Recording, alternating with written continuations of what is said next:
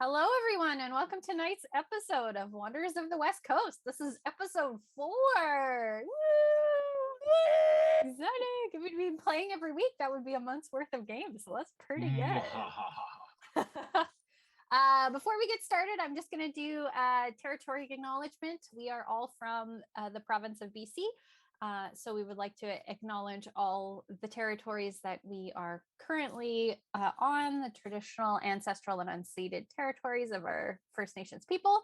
And as the show is sponsored by Adventure Dice and Plaid Dog, we are going to acknowledge the land of the Matsqui, Kwantlen, Katzie, and Semiahmoo First Nations. All right, Mr. DM, you want to take it away for tonight's show? Absolutely. We left off last session having found our way into a strange, precarious situation.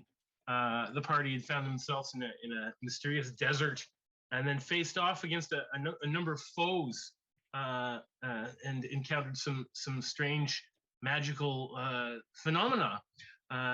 Even now, we find ourselves in the lair of an Ettin giant, two-headed monstrosity. However, this one seems less a monstrosity. Is one of their heads, Thram of the partnership of Gun Thram, seems to be pretty intelligent and not really interested in a fight. However, the party sort of caught them unawares, and Thalia has found themselves growing suddenly after Auckland's wild magic triggered and caused them to grow.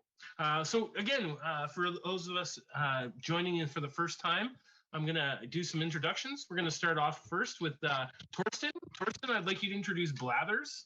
Hello. Tell us about them. Hi. And yourself. My name is Torsten. I'm playing a character known as Blathers.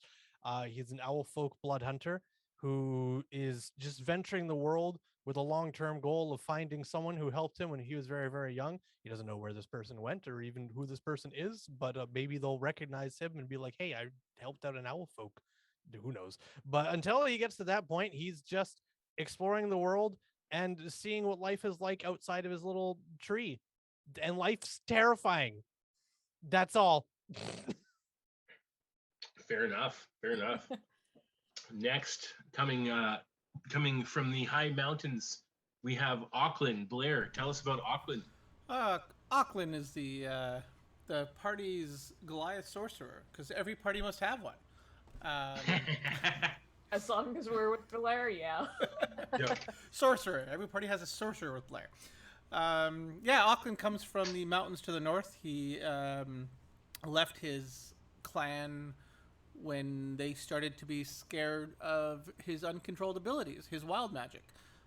So in protection of them, he decided to left and just wander around and see what was out there and what good he could bring from his wildness. Well, you have brought a lot of good from your wildness thus far. And a little bit of chaos, just a little bit, though. Yep, totally. Next, we're going to go to Ayla. Ayla, tell us about your character. So I'm Ayla and I play And yourself, of course. Yes.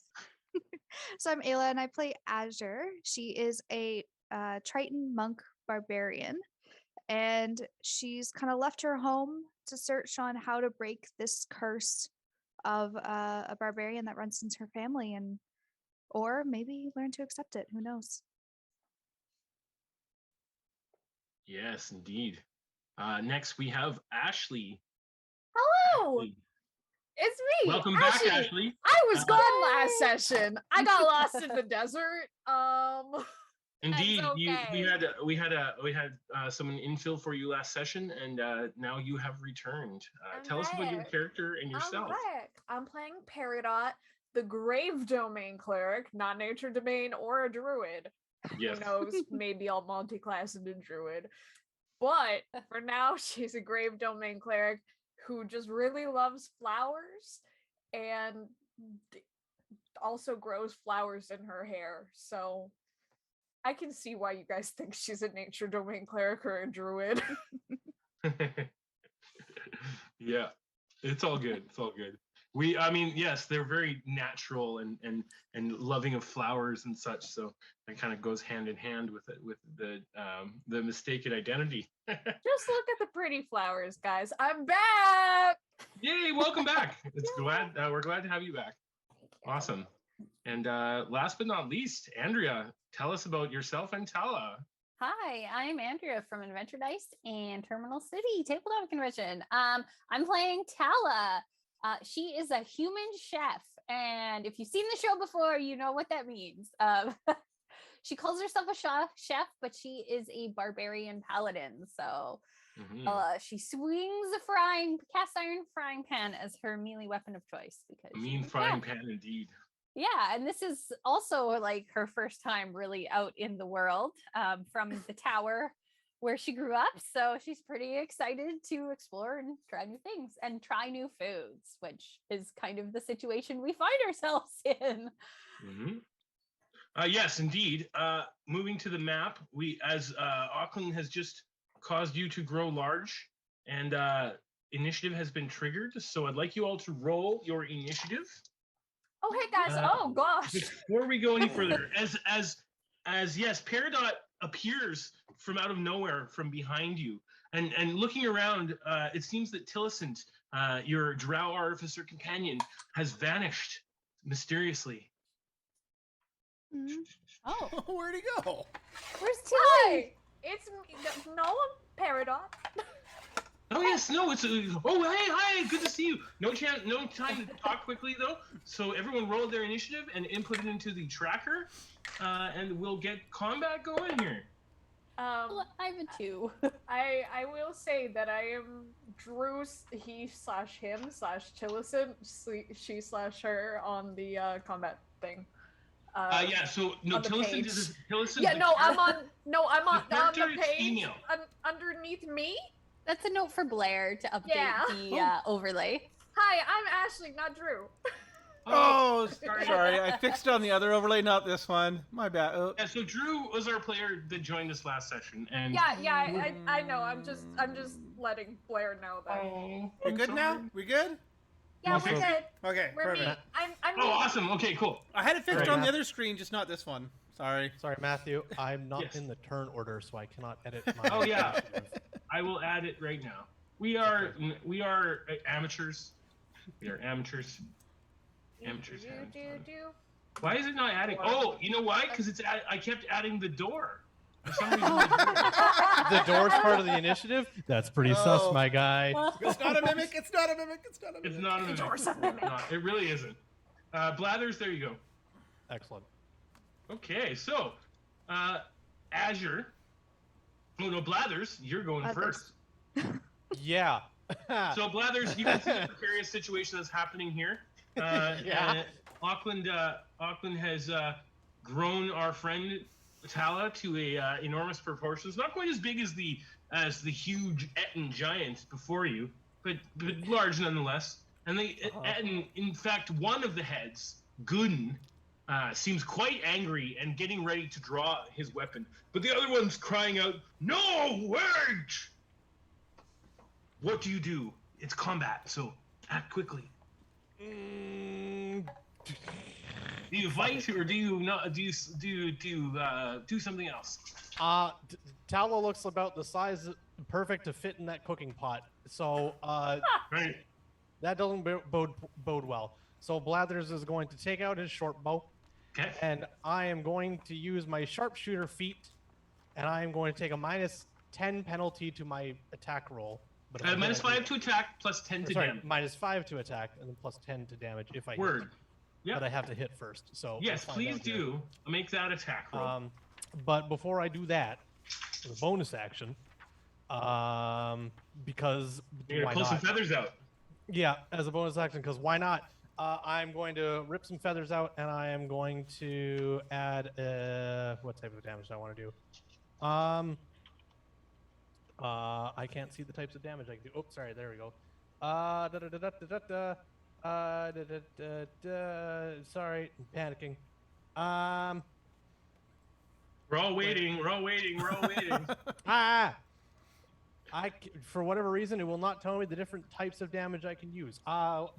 That's fine. All right, I'm going to take an attack. I'm going to hurt myself in confusion for a total of 3 points of damage to myself as I pluck out some feathers, and I'm going to do extra lightning damage. So, but first, here we go. 2 hits. Yeah. That's definitely not going to hit. Okay, so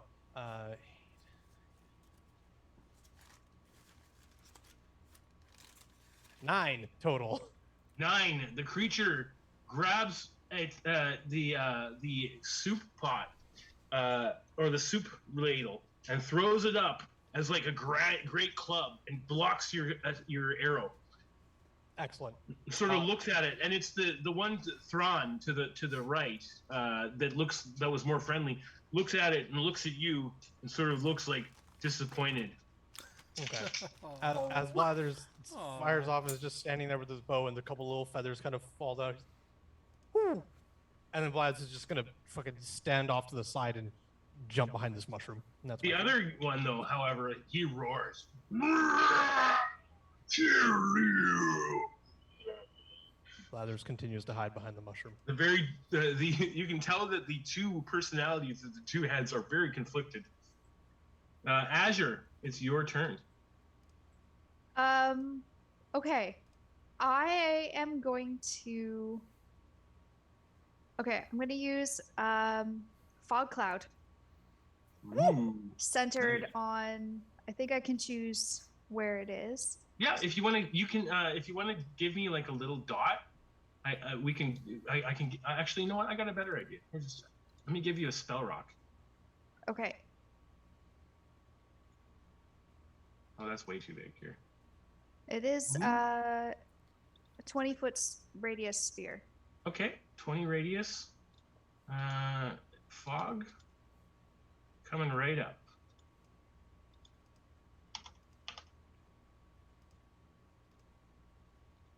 There you go. And ping where you want it, and I'll put it there. I'm going to put it in front of Tala and just kind of obscure. Right there, like that? Yeah, I want to try and obscure the area. Okay. And so that's concentration. And then I think, can I just use patient defense? Absolutely. As a bonus action? Yeah. Yep. So your fog cloud goes up, and it surrounds Tala and the Ettin giant. As you call out the incantations of the sea, you can hear a sound in the air, and this fog appears and billows out. Hopefully. Good. Bellows again. No, kill you. But wait, says the other one. All right, that makes it Auckland's turn.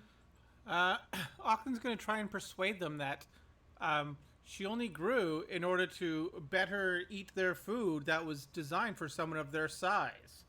All right. So I want you to roll that with advantage as you hear the friendly Ettin head cry out, "Yeah, I wanted to share my recipes." And she wants to eat your recipes. Let's do this together. Eat recipes. Let's see. So he's going to try and persuade. Yeah. So +4. This is an opposed roll. Okay, so the first roll was a total of 8. The second roll was a total... 21! Because of my advantage. Sure enough, you hear from within the smog, they're just going to kill us, good. But Thrawn, I want meat! We get plenty of meat. The gnomes feed us everything, whatever we could want. Okay. Now combat's still continuing, and that's their turn. And they say, holding their action. You can't see them right now because of the fog. They cry out, I'll put my weapons down. If you won't kill us. And this is the voice from Thrawn, the friendly head. I go, I will not kill you. I think Azure wants to also eat your tasty food, and he's going to step up and cast Enlarge on her. If you cast Enlarge on her, though, the Enlarge on Thalia goes away.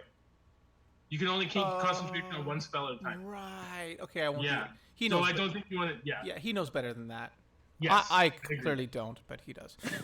It's okay. What would you like to do instead? I think he's content. He's Okay, talked him sounds down. He's quite happy about this. He's like, Yeah. okay, I think we're good. I don't know what Fair we're gonna do enough. about this fog, but You walk into this situation with this like giant talking to Tala, and Tala like rowing and all this other stuff, all this chaos going on. Azure summons a fog cloud, and then it seems like Auckland has talked to these creatures down because they have two separate identities. It seems. What would you like to do? What did I miss?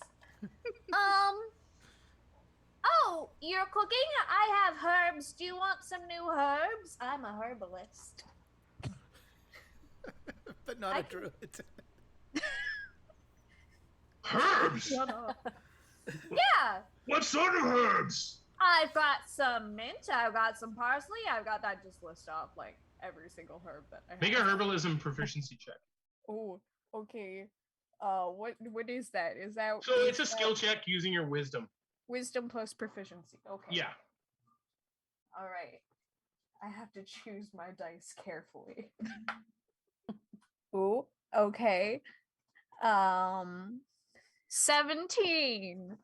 17. So sure enough, oh, I don't have any of that. I'd love some of that. Oh, Oh, okay. you can see them waving their arms to try to make the smoke 10. go away.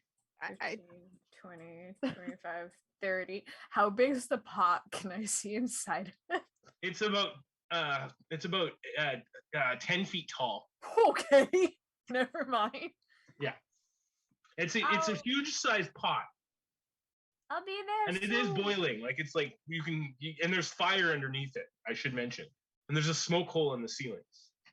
I'll be there soon. I just have short legs. All right, Tala, it's your turn.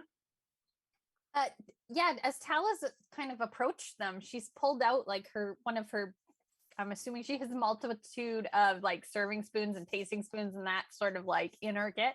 So she's got like her frying pan and her spoon, and she's like, oh yes, Peridot's herbs are the best. They make the food extra good. She just does a little something extra in the growing of them, and it really seasons the food well. I do really recommend it. What is it that you're cooking? What is it you're cooking today? I'm really excited to try it. Well, I haven't, and at this point, combat ends because they don't attack. Yeah, I think like also as I sense Auckland like talked them down, I'll just dissipate the fog. Okay, and the fog cloud goes away, and they start. Gun is still very.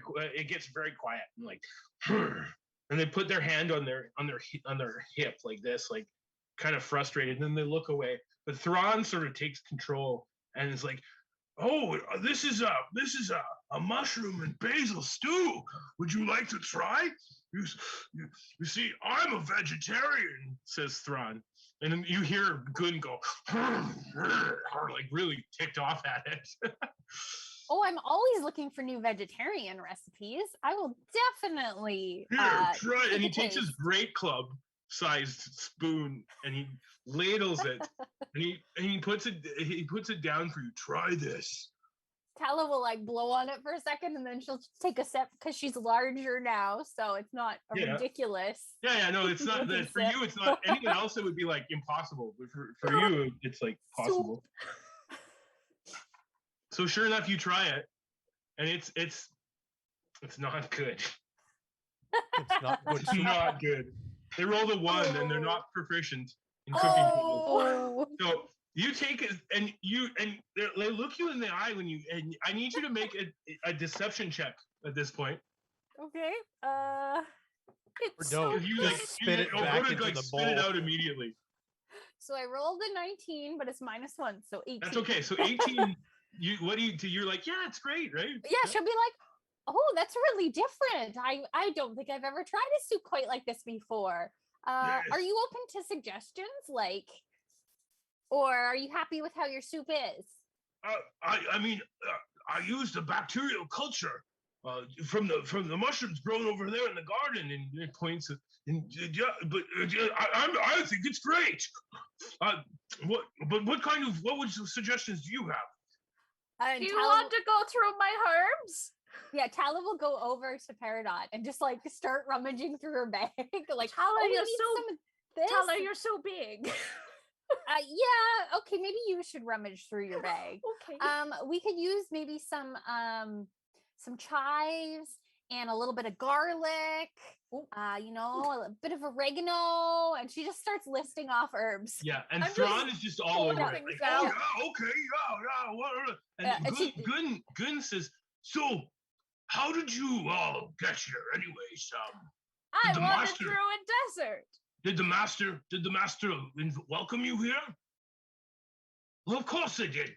Good. There's no need to worry about it. No, I'm quite sure they're robbers. No. They have good recipes though. They start going at each other. Good recipes. What were you gonna say there, robbers. Ashley?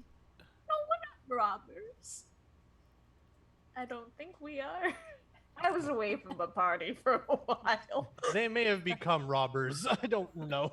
We're not robbers. They're pretty chaotic. I don't know what they do. Chaos doesn't mean robbers. Come on. Auckland. No, we're Here, just... you try the soup. And Okay. they shovel a bowl for you, Peridot. And it's like this giant bowl, and they hand it down to you roughly. It's like, so you have to hold it 2 hands like this. I guess Tala gives you a look like, I'm gonna try it. All right. Okay. The deception? yes, Tala's over here now. Deception to tell them that it's good. If you eat it, yeah. You No, can I'll turn eat it. down. Yeah, okay. 14. Yeah, so you you're like, you go to eat it, and you're like, do you have anything smaller? And you pull out a little bowl from your backpack, right? And you like scoop it up, and they're like, and you like, they're like, yeah. And you pretend to eat it, and you like pour it off to the side. Accidentally spill it back into the. And they're bowl. so oh my god, enthused that that was you so like it, good. They're so enthused that you like it too. They scoop out 3 more bowls, and they stand over here, and Tala's just like throwing all the herbs in. And one to Auckland. And Auckland, it's more like, it's a little more like this for you. For Azure, the bowl is like this as well. And they even walk over to you, Blathers, and they're like, you tried to shoot me, but do you want some soup? Unfortunately, owls can't have soup. What? Is that accurate? That's actually true. So you can make you don't need to make a deception check. I'm fully going based off of the way Tala's been like shaking I would her think head. that if an owl folk would exist, they'd probably eat large rodents or they're owl folk. Probably. I haven't given it that much thought. I'm just going based off of Tala's reaction and going, I trust our cook. This is not good. So I'm just pulling the I'm a different race card and saying I can't have so soup. the Ettin looks at you like confused, but sort of, oh, okay. I think you should. And then Gun says, I think you should eat the soup. No, Gun. We can't force our food onto a creature that can't eat it. It's like us with corn. It goes right through us. Corn goes through everybody. Puts the corn away. Unless. Now, as you guys are talking, they're like stomping around and cooking, and you do kind of get a feel for more of a feel for this room. I'm so glad you've come. How long were you planning to stay then? Blah, blah, blah. And they're chatting you up and cooking and stomping around the room, You can see a couple of doorways that lead out of the room. Tala, you notice something that actually catches your eye. This giant frying pan, it looks about the size of a great axe, and it's made of some sort of strange metal. Ooh. Mm-hmm. Tala says, "Oh my, I really like your cooking ware. I mean, I have my trusty old cast iron, which serves me pretty well, but this is really nice." Oh, that was a gift from the master. And Ethel, he's like a father to me. He's so he tried to teach me magic once, but he used to come and have puppet shows, but he doesn't come so much anymore. Just the people that bring the food, and my gardening equipment, and my goats. Says good. You have goats? I think the proper You term don't is see had any goats around here. Oh. There's no goats in this room. Also, I'm pretty sure that's You like do a see some non-stick bloodstains around the Teflon room, though. pan. But there's no bones or anything either. But Oh, you must have a very nice master. Like this frying pan is pretty good. Do you mind if I use it to fry up some of this garlic to throw in your soup pot? Oh yeah, sure, okay. So she just starts using it, and she's so chatting you pick away. it up, and it's about the size of a like great club, and you spin it, but it's quite well balanced. You find yourself easily being able to heft it around, and you toss it up on the fire there, and you hold it like this, and you're sort of cooking. You could get like all the garlic in there. You could probably get a whole meal for like 20 people in this pan. Perfectly balanced, as all things should be. This is a nice pan. And it has a glint on it, just this shine. It's just so shiny. Tala's very envious of the beautiful frying pan. And she'll tell Goon and Thrawn, "Oh, you must have a really nice master to gift you a pan like this. Do you know where he got it? I would love to have one." I don't know where he got it, no. I suppose craftsmen must have made it in the city up above. Oh. That's where the people are. Sometimes I can hear talking from the smoke hole. When he points at the smoke hole above you, where the fire from the cooking pot is going. Oh. Wait, we're What's- under the city? Yeah, what city is up there? I don't know. I know him place. We're under the city.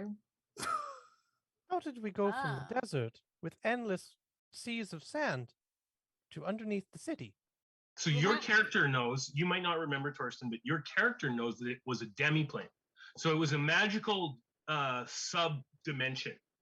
Just the sand? I thought this whole The thing sand, was a no. demi-plane. So no, you're definitely in the real Okay. world now.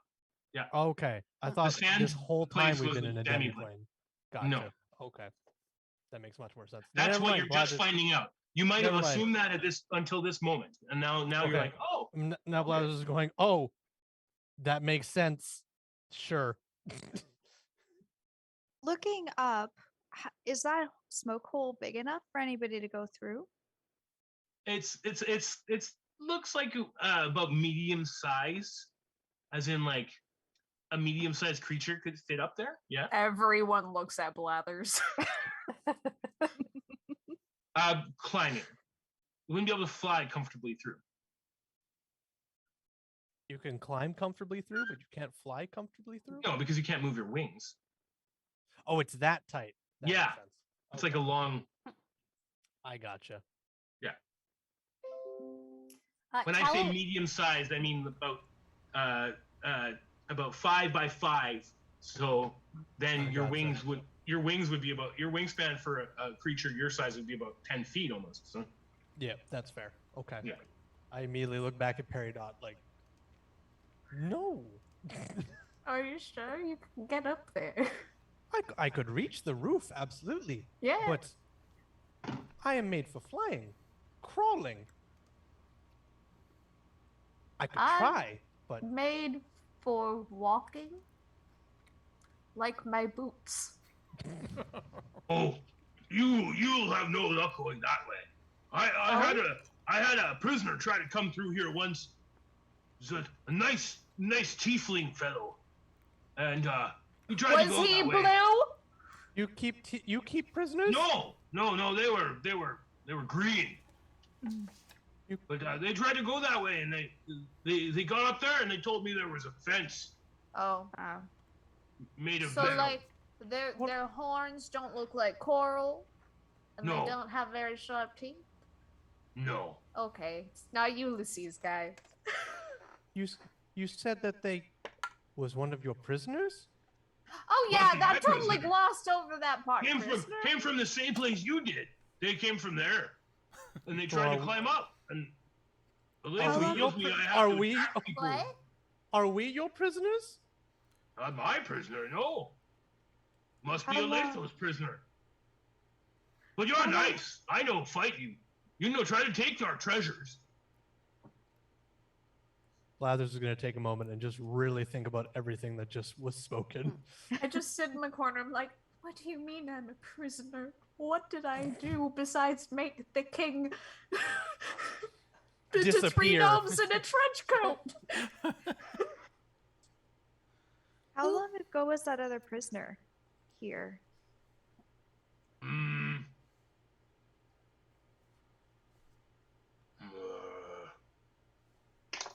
Checking their brain. Oh, their brain works. I'm so glad. Works. Couple years ago. Other than that, I've never seen anyone but gnomes come through here. Aletho comes.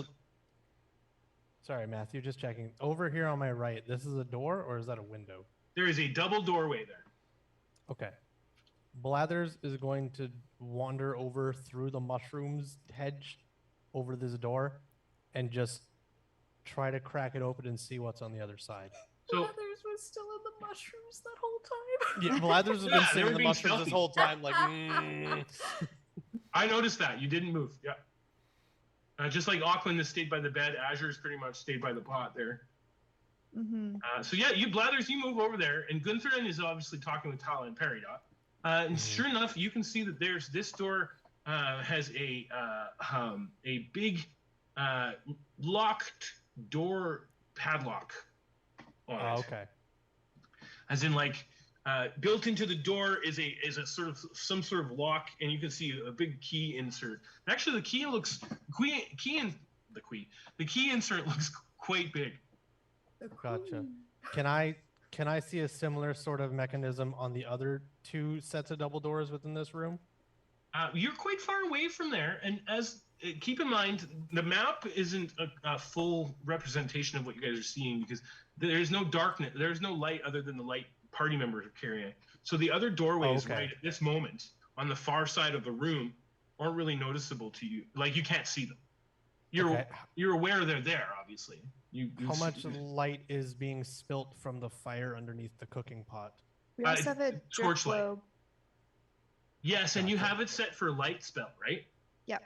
So light spell is 40 feet of light from Azure. So just for purposes of this. Yeah. It's just out of your vision, you see? Okay. Then after noticing there's a giant lock on the door, Blathers will be like, never mind. That's where the other prisoners are. I'm going to hop back in the mushrooms. I think I'm gonna move up a little bit closer to him, like still keeping like a decent distance, and ask, when the gnomes come here, what other ways do they leave this room by? Oh, that door and that door. Okay. There's a door right there. Ooh, I didn't even notice that one. So much Which makes for sense because observance. at the edge of your dark vision, you wouldn't really be able to see. Oh, I guess your character would be able to see it. Sorry, because of your observant feat. Yes, sorry. So I should have specifically pointed that out to you. So yes, there are indeed 2 doors over there. You've been a little distracted by the huge. I'm a creatures. prisoner. Yeah. As she's cooking and using this frying pan, Thalia will say to them, so your master, he must be a pretty nice guy to gift you something like this. What did you say his name was? raised us since we were babies, says Gun. We like him much better than you. Oh, And Thrawn says, Why do you have to be so mean to my guests? They are nice, my friend, nice people. They make good food and help me cooking. did we introduce ourselves yet? I'm Peridot. Oh, yes, you didn't. Others made friends already. You suddenly appeared right after. Nice to Hello. meet you. I'm Peridot. I am Thrawn. Hello. the other, her head turns and looks down at you with like murderous intent. It's like, Good. and looks away again. I like you, Gun. I'm gonna make him my friend. I also I realized that I have my like little salt pouch, and I like separate some of it off, and I want to give it to them as well as like, hey, also this is really useful when you're cooking, too. Although be light with it until you acquire the taste. I know my gnome friends are missing. I miss my gnome friends. Indeed. It seems the Badger King and Anbar and Felzu are still missing. The folks that you got abducted with. I miss them so much. Yeah, so as they do take your gift, and sort of Thrawn's like, oh, thank you so much. Auckland, I can see that you're wandered over to that far doorway there. Just taking a look. Oh no!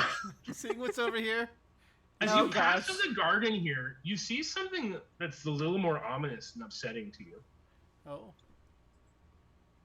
What do I see? No one else really noticed it yet because they hadn't gotten close, but there is a profusion of bones and sort of what looks like compost piled here. I got way too excited about that. So they That's- looking in the that's pile, not- it looks like desiccated corpses and bones, mostly picked clean. They seem to be animals. Oh. Peridot, I think there's something over here for you. Oh, okay. Please excuse me. Can I just walk through his legs? Hey! Oh, that's my compost. Oh. I have to put bones and animal carcasses there.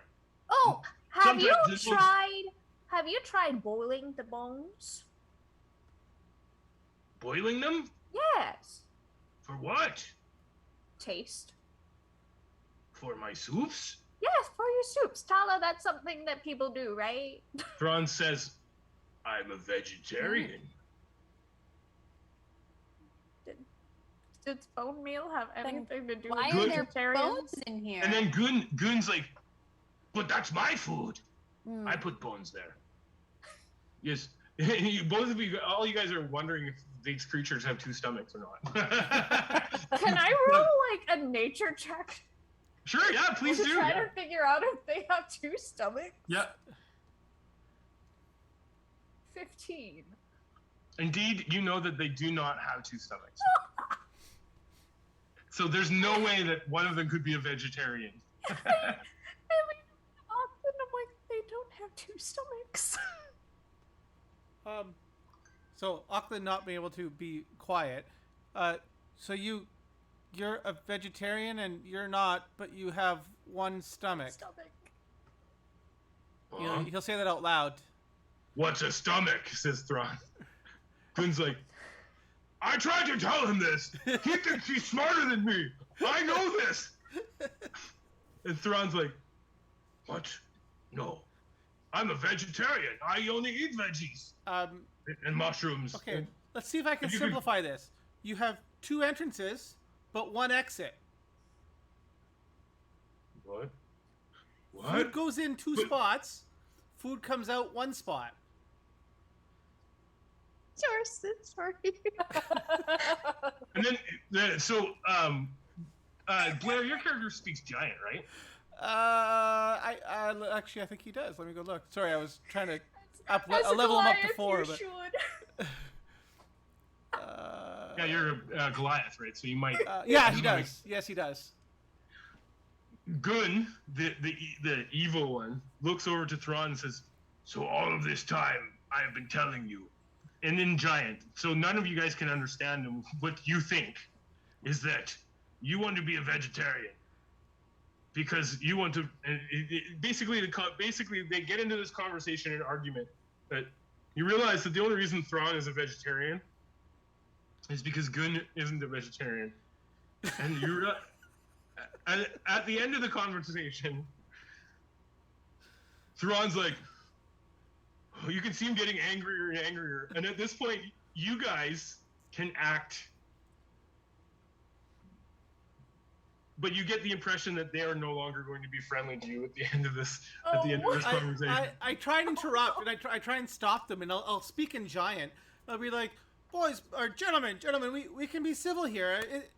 Things happen all the time. Like, I'll just try and calm them down. Broker a peace between them. Yeah, I'm gonna try and persuade them that their disagreements is what makes them stronger.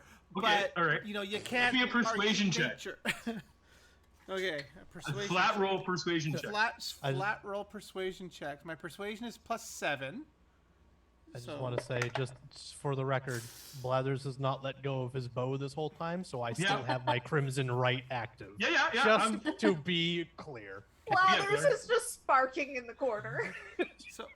So with my +7, I got a 10. Oh. 10. That's ridiculous! Roll initiative. Oh. Oh no! Oh no! D&D where you try to convince a monster about vegetarianism. Where's the brownies? Thalia unfortunately used her brownies in the last session. Oh, so no. out. She's out of brownies, but she picked up a skill, so. Is it a brownie skill? I Oh, Blathers. Mm-hmm. Yeah. That's okay. Blathers is hiding in the mushrooms. Fair enough. Well, you're not hiding because you. No, I never actually took like the stealth check or anything. I'm just positioned in mushrooms. So, hold on, 3. I am still standing way too close for how healthy I am. Hey, look at that. Still above Auckland. Oh, and Gunthran. Oh, phew. All right, Thalia, you're going first. Gunthran is no longer your friend. I'm hoping because it was all in giant, they don't really know what's going on. They just see one angry Ettin. Tala's got a firm grip on the big frying pan. Not Yep. hers, but the one she was theirs that she was cooking with. But she's just keeping an eye on them because, I mean, she's in the middle of cooking. She's not going to stop. Okay. But she'll hold. Stop. She's watching them, keeping an eye on them. So she's going to hold So her you're going to action. hold an action? Yeah. Yeah. And if they threaten her friends or her, like, with violence, then she's going to swing this frying pan that's in her hands at them. So. Okay, sounds good. All right, so that makes it Azure's turn. I think I'm going to keep my distance, but I'm going to. What's their reach? 10? They have a 10-foot reach, I believe. No, they do not. I lied. They do not have a 10-foot reach. You can see that they are not sort of long-limbed enough. Okay, so I'm just going to 1, 2, 3, 4. I'm going to head towards this door here, but not like touch it. I'm going to stay. I've learned my lesson on these doors. I'm going to just stand here and just kind of hold my trident at the ready and not do anything at this moment. Maybe somebody can talk it down. Okay, you hold your action too then. Yeah. All right, moving on to Peridot. I see you're very angry. I don't fully understand why, but I have a feeling it's because of non-vegetarianism and vegetarianism. Yeah, and you can see that, and it's Auckland talking. Really, the thing that you see is that Auckland talking made them really angry. You don't know what Auckland said. I am going to cast Ray of Enfeeblement on them. Right? Woo! What's the DC for? Oh, is it a ranged spell attack? It's a ranged spell attack. Okay, their AC is 12. Oh, their AC is 12? Indeed. I got just 12. Nice. Your ray of enfeeblement lances into them. Cool. On a hit, the target deals only half damage with weapon attacks that use strength until the spell ends. Correct. And So that spell 1 lasts minute. for 1 minute? Yeah. Awesome.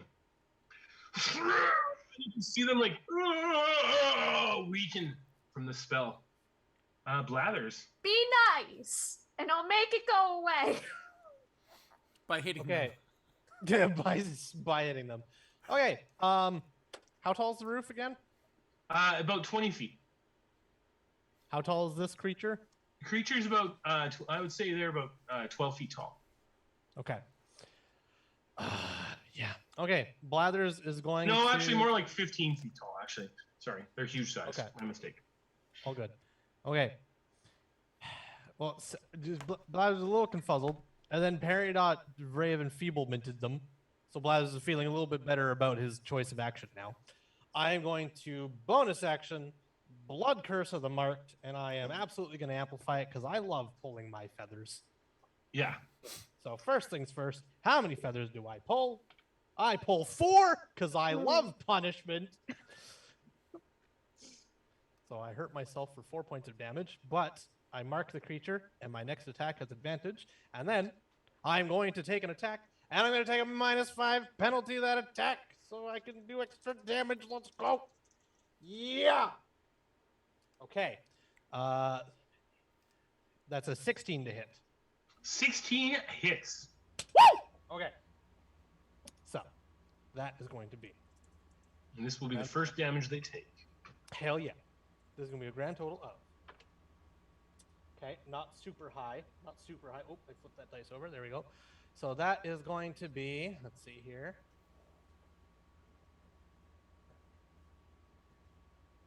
So that's going to be 13 piercing. No, sorry, 15 piercing. 15 piercing damage, okay. Plus 3 lightning. Plus 3 lightning damage. So 18 total. And that all will just factor as 1 because they don't have any resistances. And as you strike them with your shocking arrow, they are marked, I believe? Yes? Yes, they are now marked as well, which, where the hell was it here?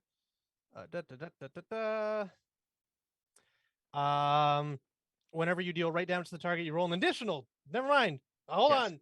Yeah. Another 4 points of lightning. Aha! Excellent. I knew it, but I wanted you to find out on your own. There you go. There you go. So no yeah, longer so marked. like the lightning, you hit him in the shoulder, and it's a glancing strike. The arrow sticks in, and you can see the tracers of electricity over their shoulder, and it clearly hurts them quite a bit. Solid. Auckland, it's your turn. You just tased them. Yeah. Let's turn on the microphone. There we go. He's not convinced that they need to fight over this. This is a silly disagreement, and he needs to convince them of that. So he's determined. You can make a persuasion check at disadvantage. At disadvantage? Okay. Yes.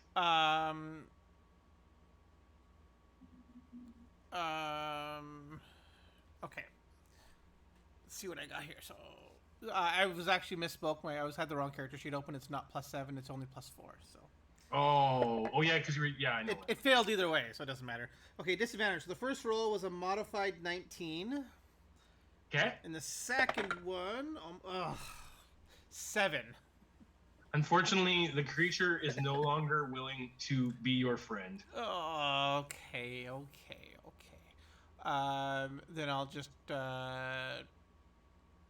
actually, yeah, let's do shocking. Oh, I gotta touch him. I don't want to touch him. You used your action to try and persuade them. Did I? Okay. Yeah. Okay. Yeah. Well, it's considered an action to use a skill. Then can I use my bonus action and do an at-will spell? No, Okay. There's no way to do that unless you have Shillelagh. Shillelagh is the only bonus action at will cantrip. So. Okay. Okay. Well, then I'm done. Word. All right. Tala. Oh no, sorry. It's Gun. What am I thinking? It's Gunthrun's turn. So looking to their left and their right. Yeah, no, we can't. They see that you guys have pretty much 5 feet on either side, moves towards the targets that are of the greatest import, or like there's most of them. So they step forward towards you, Azure and Auckland, clutching their soup spoon, and seeing that Tala has their frying pan, and that Tala was nice to them, they've decided not to attack Tala. And first attack with their. Why is this not? Oh, what am I thinking? I'm rolling dice anyway. 3 plus 7. Auckland, 7, 9, 10 to hit. 10 to hit. Yeah, that's not what I rolled. I'm not doing that. I forgot we're using rolls. I got a 10 to hit, Auckland. Blair, you're muted. That would be why. Okay, I cast shield, and then he misses because my AC is 10. Okay, so yes, he does miss after casting shield. So your battle axe, which is, I'm gonna just say it's some sort of other frying pan, the first one they could grab, swings down and crashes on you, and you block it. Morningstar, the giant soup spoon comes down on you, Azure. 5, 12. That doesn't hit. Also, since I was holding my action and it came within my area, can I use an attack? Yep, correct. Hell yes. So I'm going to use. And Tala, your action is triggered, but because you can't use your the frying pan, you'll have to. Yeah, they stepped out of her reach, so. Yeah. You could throw a javelin if you wanted. No, that's okay because her hands are.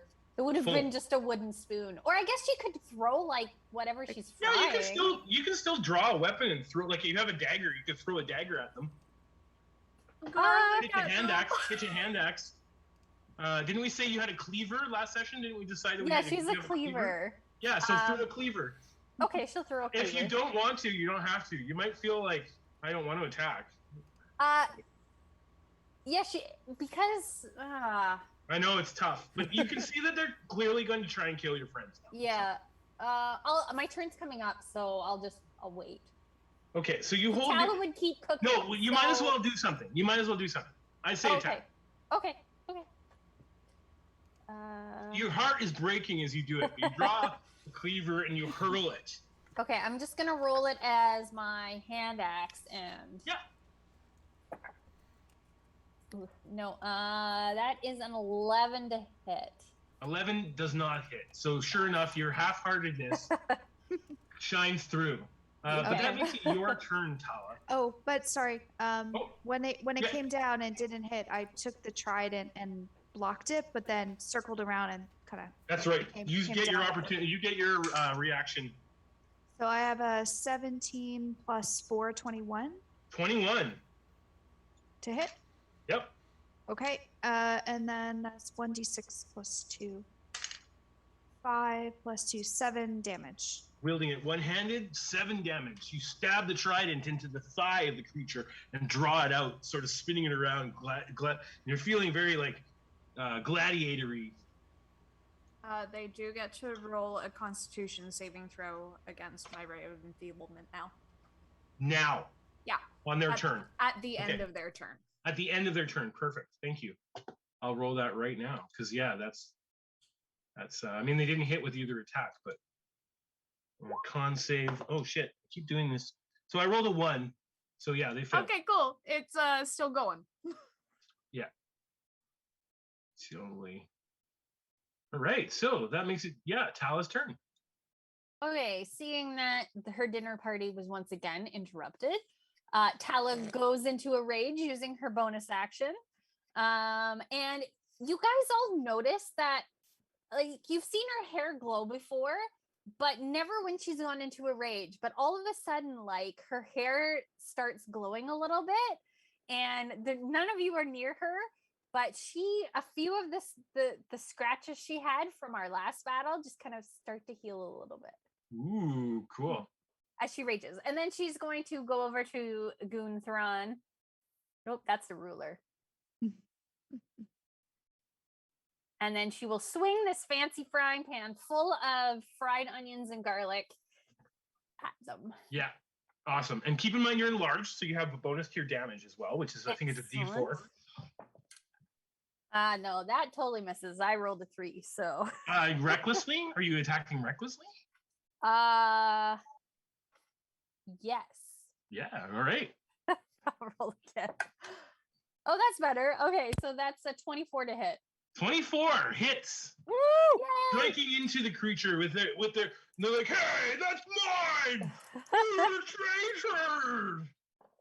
And that's actually Gun talking, because Thrawn, the cook, is in a rage. They're just like, they just can't handle the fact that they're not actually a vegetarian. So that is 14 points of damage. So you crack two-handed into the back of their in the back of their shin. Like you run up and you just spin, because this is a two-handed weapon, right? Yeah. It's like treated like a great axe that deals bludgeoning damage. And sure enough, they fall to one knee, but they are not bloodied yet. Yes, they are enfeebled but not bloodied. Azure.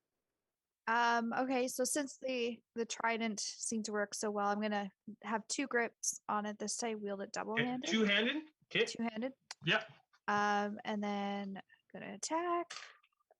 16 plus 4, dirty 20. Dirty 20 hits solidly. And that's a D8. Sorry, I need to find the 8. Ooh. Okay, only 3 damage off of that. 3 damage, okay. And then as a bonus action, I can use that same weapon again, right? No. No. For unarmed strike as a As a monk, you can make an unarmed strike. So you use it as your dedicated weapon. You can make an unarmed strike then. You can't you can use a second attack with the weapon. Okay, so I'll do an unarmed strike. Yep. That does not hit with the 6. All right. The creature steps out of the way of your unarmed strike. And Peridot. I'm sorry, are we keeping them alive? Friends? So I will tell you, Peridot, earlier you made a knowledge nature check. Not only do you know that they have one stomach, you also know that they are chaotic, evil species of peoples who generally have major, like, psychotic bad things. All right. They're evil to the core creatures. You know, like giants have. I don't know if you know about the giant ordning in nature, the giants and stuff. These guys are evil. All right, Yeah. you can. Basically, the only thing keeping them from murdering and killing you was the fact that they had some sort of Epicurean hobby. All right, inflict wounds. All right, you walk up and grasp at their leg, calling upon the grave. 12 on the dice. 12 on the dice hits. So that is 3d10. Yes, it is. Ooh. As you clutch and Where reach are out all for of my necrotic. d10s? I have so many dice. Maybe you should stop collecting so many so you can find your D10. Maybe you stop talking.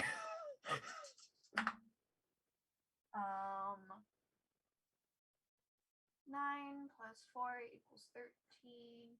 8, 9. I'm the worst for finding my dice. 21 necrotic damage. 21 necrotic damage. And you reach in, and sure enough, you're like, you know, you're not very nice. And you reach out and you grasp them and you see their leg like shrivel. Terribly sorry. I hope you see puppet shows in heaven.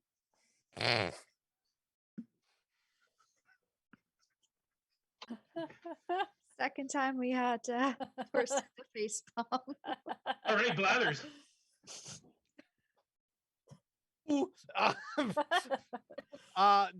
Blathers is gonna do the same trick again because it worked great the first time.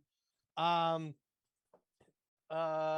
sounded sarcastic, but I was being legit. Yeah, I'm a one-trick pony. I'm gonna do the exact same thing over again. So I'm gonna bonus action, amplify and hurt myself. How much? 2 damage this time. 2 feathers come poking out. And then let's take a look, see here. And then, yeah, as well, I'm going to do another -5 to hit. Same ordeal. Okay. 30. That's a 14 to hit. Remember, you guys are updating your D&D Beyond characters so everyone can see them in the stream. Yep, have been. Perfect. Yeah. Oh, yeah, that hits. 14 hits. Awesome. That will be a total of, so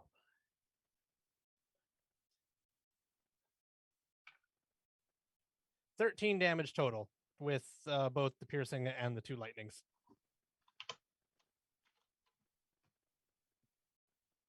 Okay, yes. Sure enough, that is just enough. What does this look like as you strike Goon in the head? And they kind of go, huh? Was that the killing blow? Or just was it Oh, look no, like in yeah, general? that's it.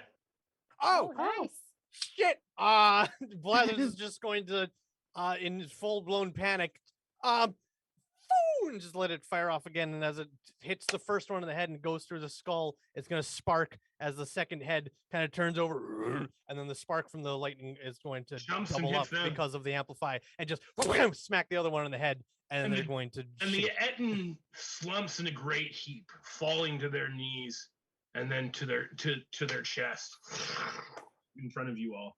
Blathers is then going to jump out of the mushroom pit, ready another arrow, and fly right up with his back against the ceiling, just poised. I think the frying pan's yours. Yeah. Well, that's not how I wanted to get a new frying pan, but I guess. I hate to say it, but I think the other prisoners are behind that door. And I point over at the giant locked door by the mushrooms.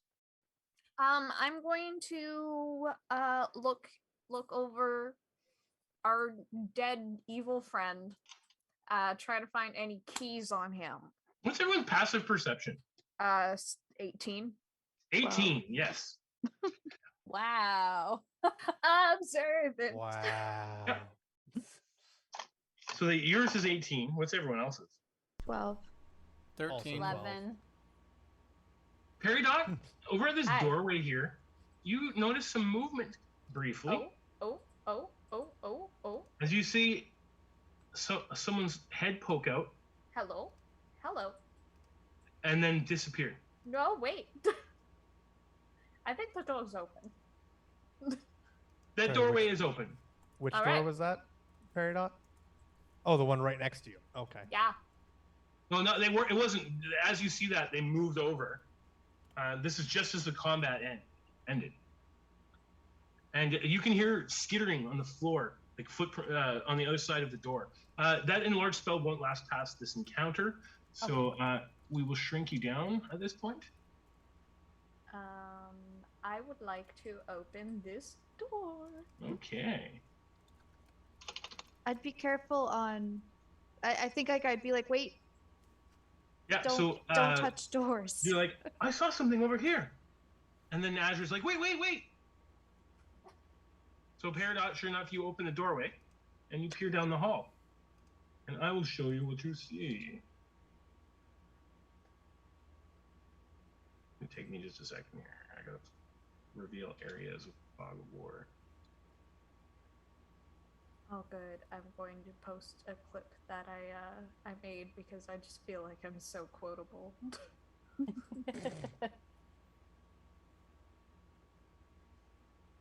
Oh, cool! I leveled up and leveled up from that. Thanks, me6. And peering down the hall, you see darkness and doorways. The hallway continues as far as you can see with your dark vision. I don't have dark vision. Or light in that. Yeah, so Azure, who's standing next to you, does have dark vision. So. Right. Oh, Asher, you look hurt. Do you want me to heal you? Yeah, It won't be to full, but it would help. You like these okay, scratches okay, here, okay, they kind of hurt. Do you have to knock her unconscious first? No, I'm not gonna do that. Cure wounds level 1. 9. 9? Thank you. Yeah, you're welcome. Tilly, she made me look the other way and just like jabbed me in the back with a syringe. Oh, yeah, Last no. time I know I knocked you out the last time I healed you, but that's not a constant thing. That's only on if you're on death's door already. You look fine now. Yeah, I'm good. I'm good now. Okay. Do There's we- darkness and doors down there. Before we go down here, in case the door disappears behind us again, should we see where the other doors go? Are they all locked? Yeah, I'd also like to investigate the room in general to see if there's any other Goodies? goodies and fun things because they mentioned treasures. Indeed, yes. So, Tala, you noticed something when you struck Gunthran with that great pan. It seems to be magically enhanced. Ooh. Your new giant's frying pan +1. Sweet. Excellent. Tell It is a great axe +1. +1. Okay. Modified great axe +1. So. Excellent.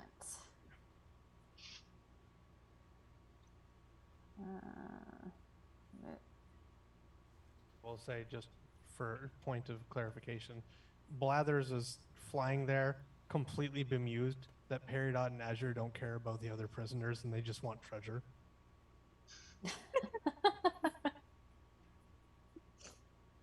I think that Peridot's trying to put it out of her mind just in case that they're No, I don't want to think that I'm a prisoner. already died. Which means there are no other prisoners here. Absolutely not. Yes, Only treasure. very much so. Only treasure. Only treasure. And if they're dead, I can bury them. Your friend the Badger King, and I think it was I can't remember if it was Felzu or Onbar who was your buddy. I think it was on. Yeah, it was. I thought it was Felzu, but I don't. Well, we'd have to go. Well, when's the forest gnome? They were both rock nodes, actually. Oh. Yes. Cool. Well, The Badger King Joros is a forest gnome. Your friends are all your friends are Sphere of Nibbling? Yeah, all my friends are Snurf Nibbling, including these guys. Sweet. Excuse you. I love it.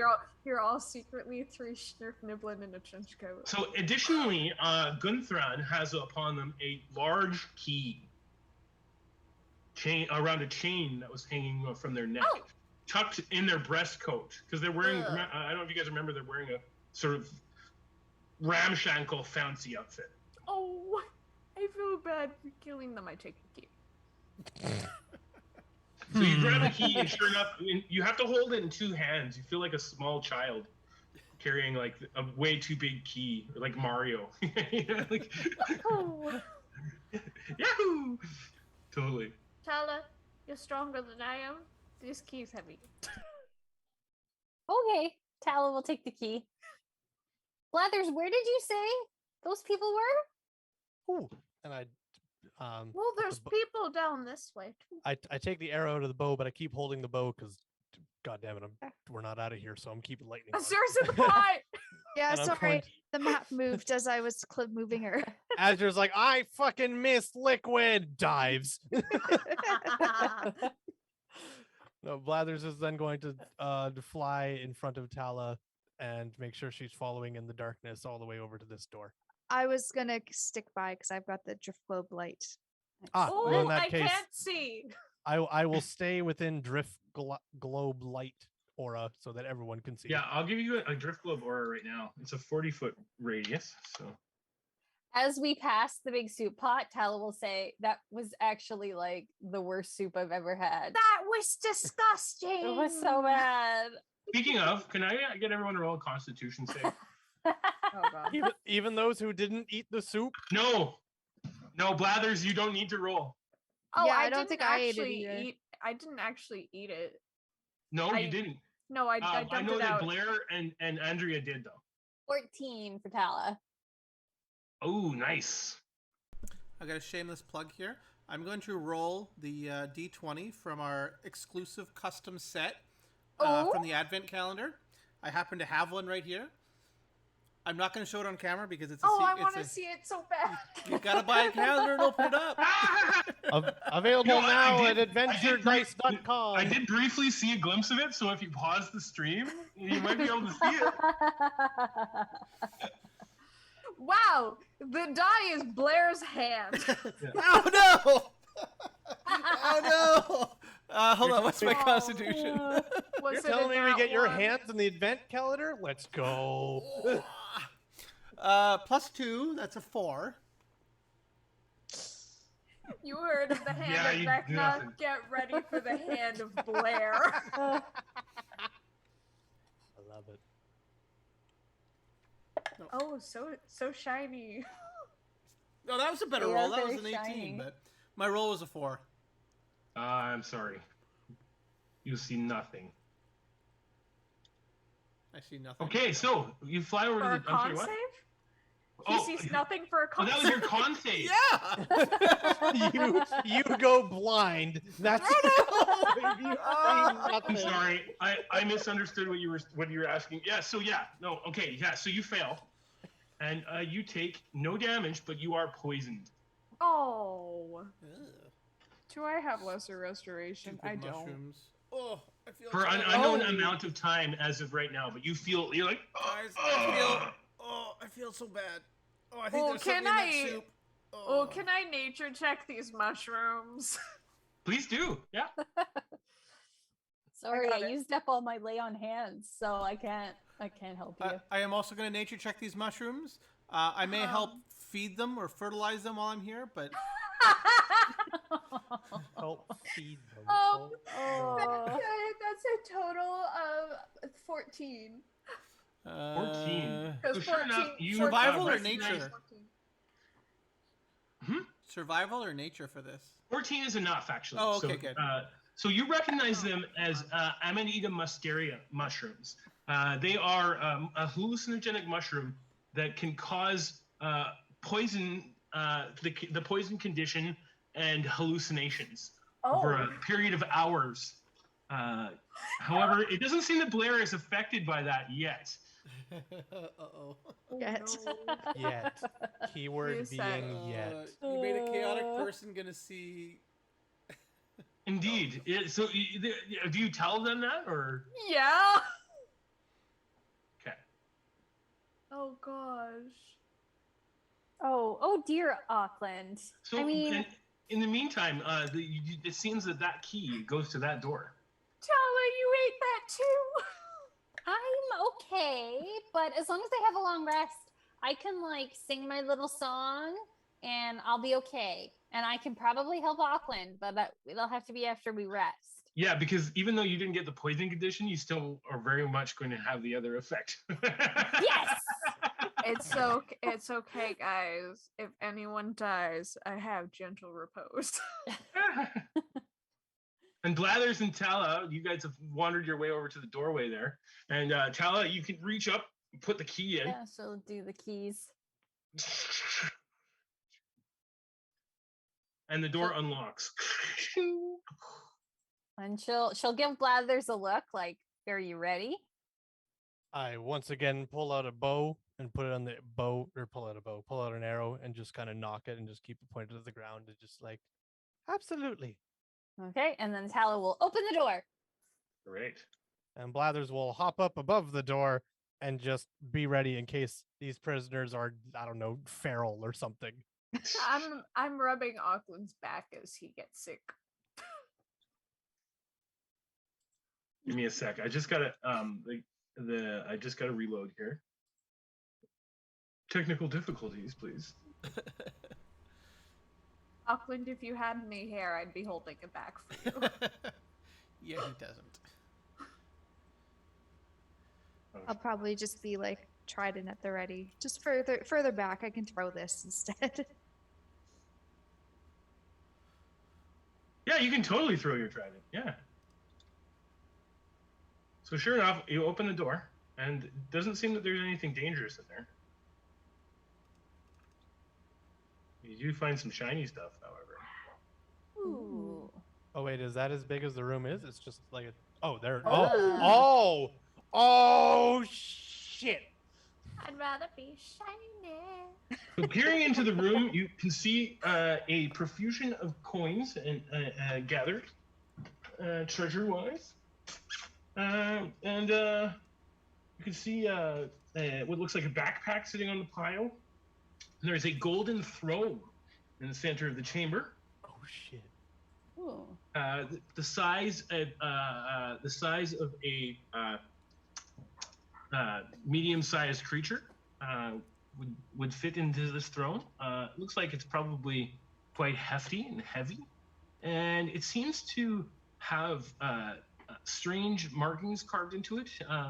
Looks like it's in Elven. Speak that. Nope. And it has it's sort of this high wispy chair with gold filigree, and it's sort of like, it looks like it was magically created. You okay for a minute, Auckland?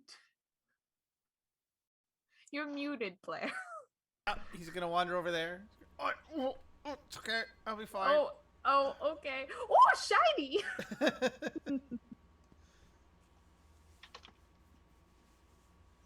Think we should take a look at that backpack. I cannot apparently move Tala into the room. Yeah, we're stuck at the door. Oh, are you stuck? Emmett!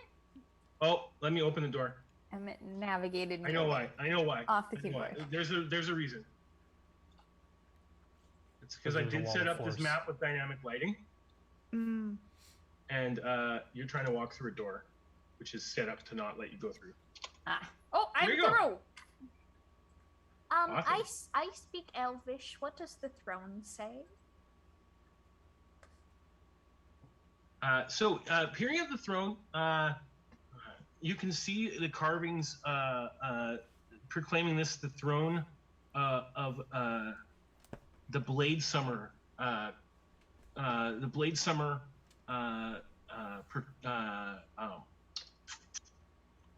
guard, like the Blade Summer Kingdom, which is a kingdom you do not recognize. And there seems to be etchings of names in the throne, and what you get the impression on like the back of the throne, it seems to be the names of the kings or queens or lords or whoever that sat in this throne. Interesting. Does One does anyone catch your- know Blade Summer? One does catch your name, does catch your interest. It says Annaville. Annabelle? Annaville, yeah. Annaville was the name in the legend of Oh! Badger King. Lord Yes! Annaville of the Shadowfell.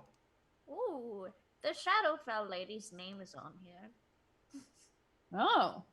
Tala pulls out that big book of the history and starts flipping through it. Annabelle. Mhm. Seems the last name carved into the throne is an Annaville Blade Summer. Oh. Interesting. Very interesting.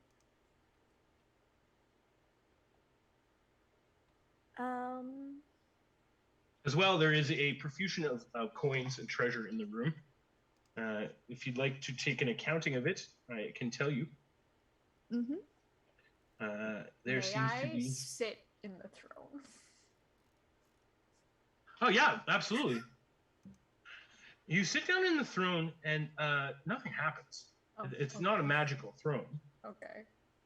It is quite comfortable for gold. Like, it's well shaped, and like you sit down and you're like, you'd think it would be less comfortable than it is. You know what I mean? Like, oh wow, This is It's like- quite comfy. yeah. Even though there's no cushion or anything. It's So, like there's like a additionally- little butt pocket. Additionally, there is a what looks like over 1,000 gold pieces. We don't really have time to count it all at this moment. But picking up the bag, you pick it up and you look into it, and it seems to be a big black hole.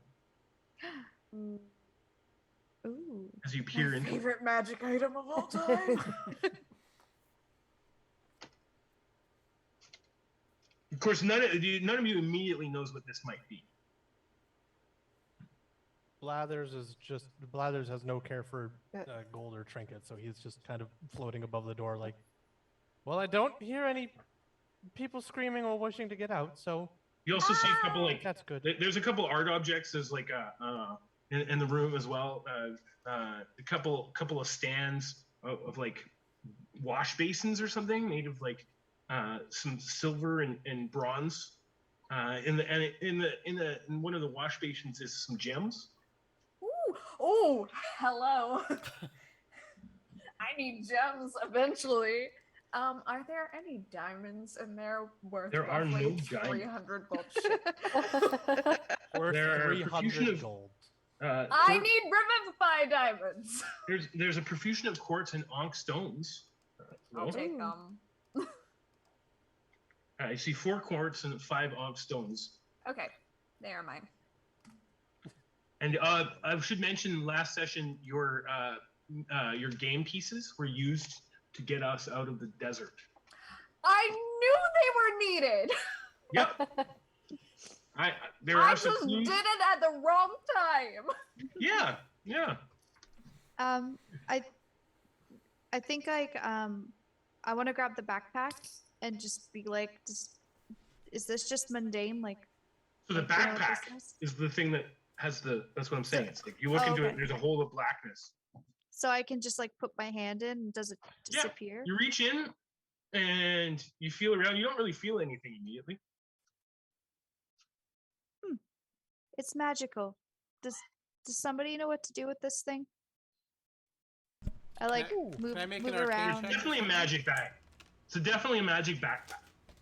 I can detect if it is magical, but you've already discerned that.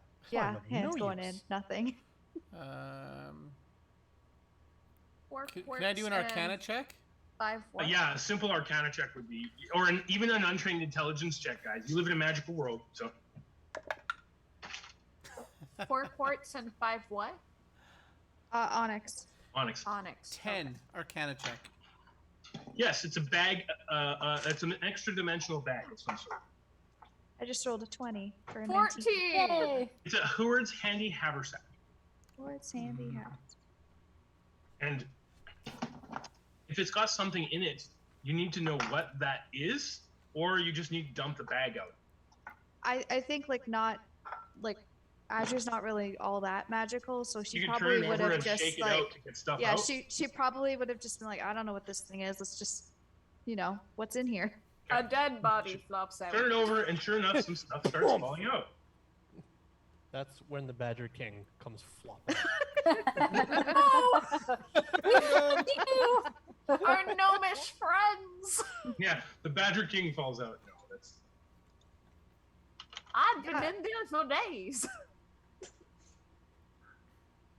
So yeah, I guess I kind of flip it over and just start shaking it, and yeah. So a couple of things fall out of it.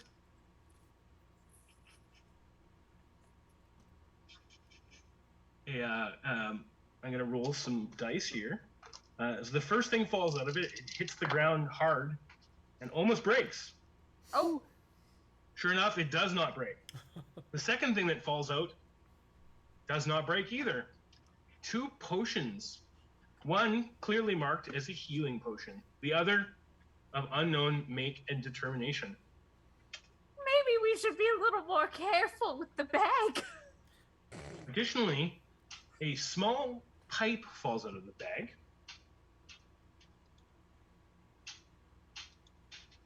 You know, guys, like if I wanted a playing pipe or a smoking pipe.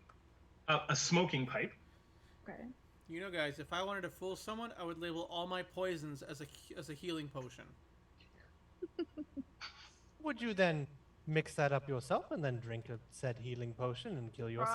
Probably. Because that, well, I probably would, but in theory, no, because I know that anything labeled healing is not a healing potion.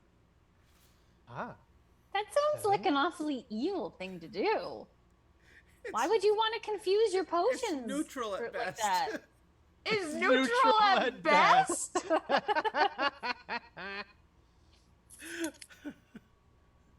Sure, Auckland. I mean, that would be like Sword. me switching the salt and the sugar. That's just wrong. The sword falls out. Oh shit. An entire how you, like, traveler's, an entire like explorer's poison? kit of equipment falls Salt out, and sugar. Explorer's kit. Right. and a strange, 1 foot wooden pole. A wand? Wooden pole. It looks like the end of a broom handle cut off. Could be a. Auckland thinks it's a wand. It's a wand. I'm going to pick it up and look at it. Is this a wand? It kind of looks like a wand. It's about a foot long, but it's more like a. It looks like a rod more actually. Oh, a rod. Any buttons or instructions or anything? It seems to have something carved on it. Oh, I read Does anyone speak Gnomish? No. No. No. No, mish. Big old gnome there. No. Hilarious. Can I try and Thank do like you. an Arcana check to activate it? You can make a knowledge arcana check to determine what it might be. Yeah. Can I help him? Are you both trained? Yes. No, I'm not trained. Never mind. No. You have to help someone with something. You have to be skilled in it. I may have blown us up unless somebody helps me. Sorry, what do you need for? Arcana. Proficiency in Arcana? Yeah.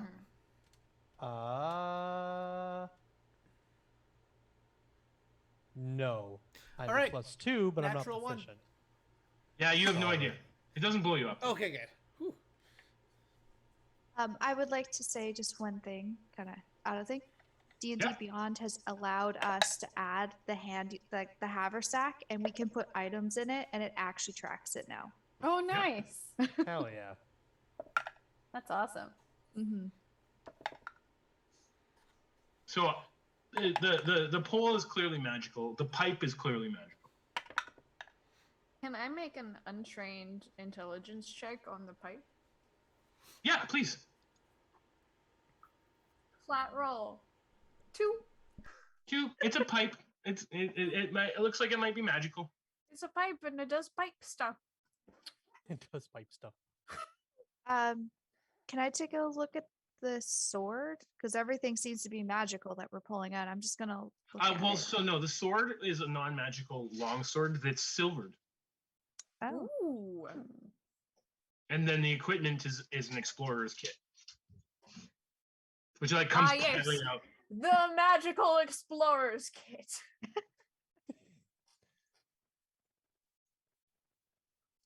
That's a lot of stuff for one bag. I mean, it's a magical bag of holding kind of thing. So I know while Peridot everyone's doesn't. kind of checking out the loot in the treasure room, like Tala just had a quick scan, but there really wasn't anything that interested her. So she's gonna go back out and start searching through like the cooking shelves and Yeah, stuff for like you have your frying pan. yeah, implements and like maybe a new knife, things like that. She's just Yeah. So looking around, you don't find Yeah. anything that kind of strikes your fancy other than the pan you've already found. And like ingredients you add to your satchel and stuff like that. Like you're able to find, you're like, oh, wow, oh, cardamom, cool. Oh, how did they get this? You know? Whoa, Yeah, I'm you're a actually star growing some of that analyst. here.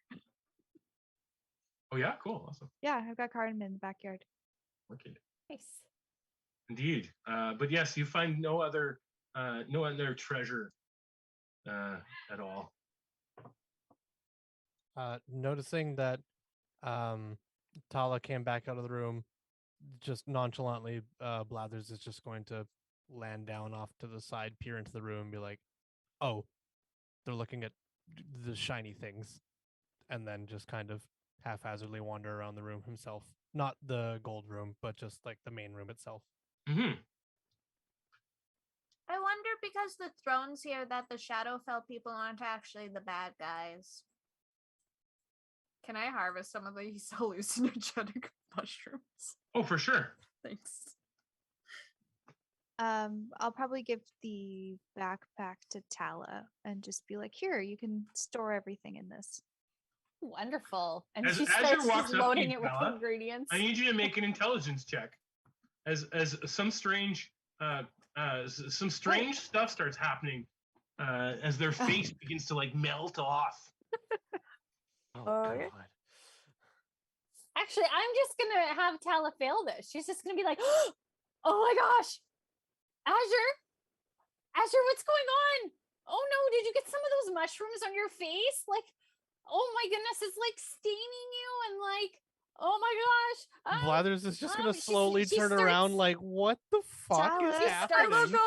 I look over and I'm like, she ate some of the soup and it has hallucinogenic mushrooms in it. She'll be okay in about an hour. Tala just closes her eyes and starts singing to try and get her hair to turn on, which is spent, so it won't. But she's she's just trying so hard. She's like, flower, gleam and glow, let your Azure, come on, trying to get her hair to like light up. Yeah, and She's I'm just like, high. I'm trying to calm her down a little bit. Like, I didn't eat any of the mushrooms. But You but ate your too much of it. face, it's clearly your face. It's affecting you. And Auckland, I can you gotta roll me help an you. intelligence save, please?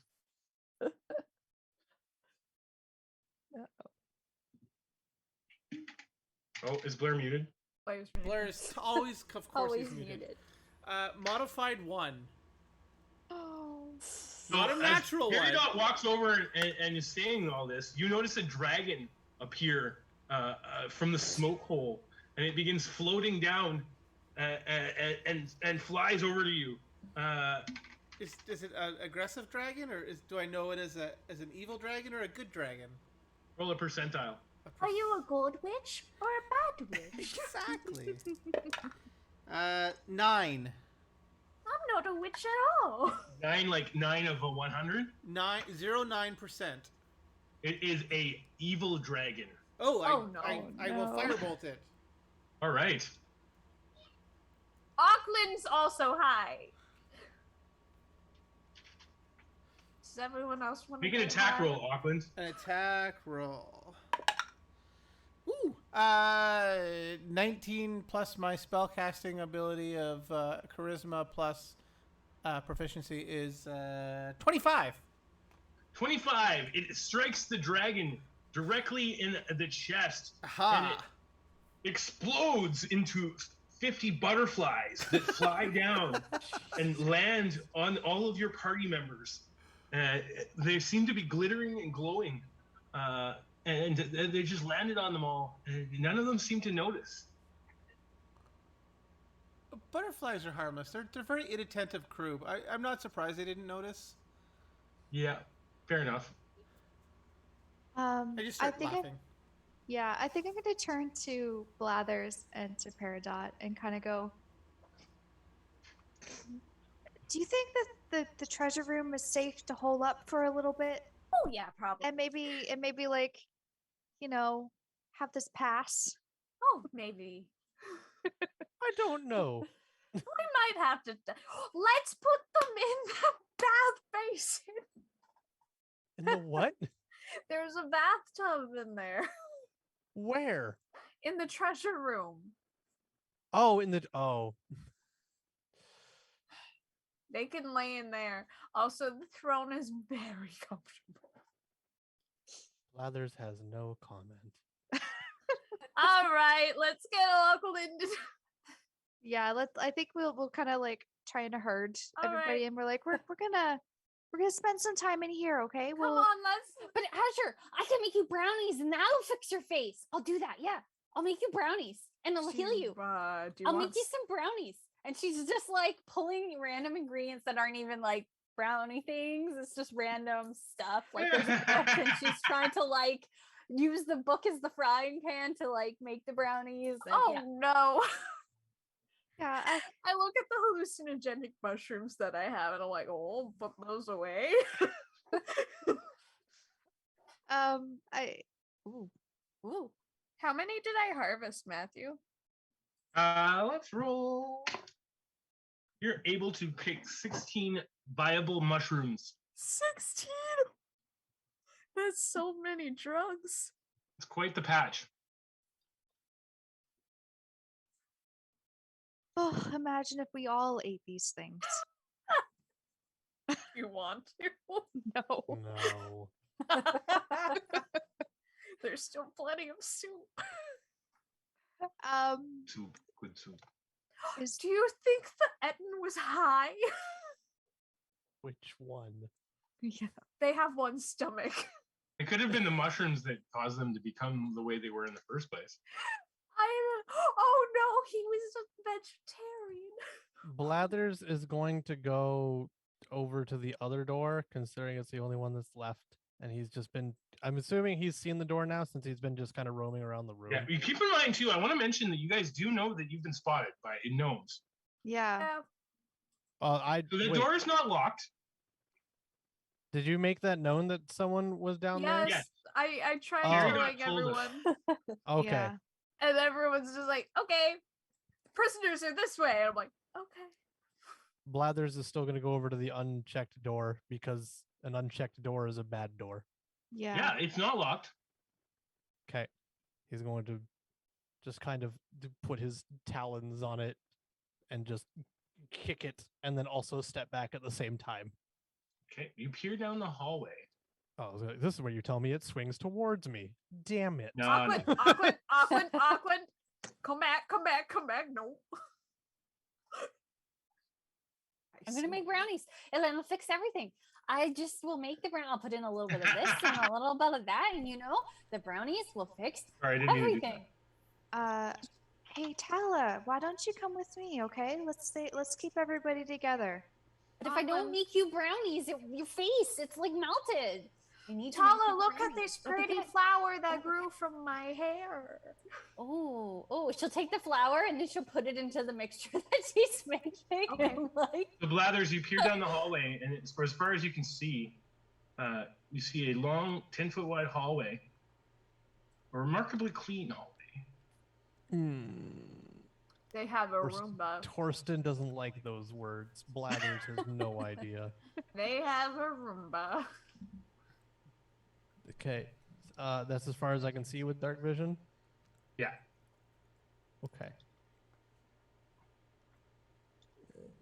Blathers is going to take one step, and by one step I mean enter another 5-foot cube. Yeah.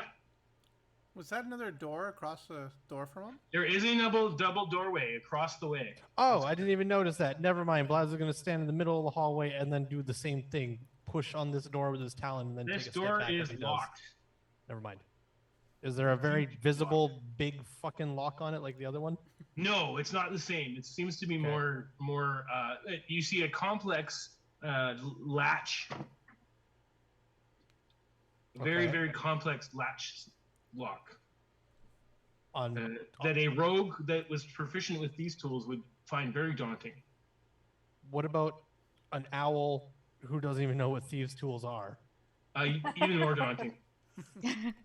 Can he even make the attempt, or is it beyond? You can make the attempts.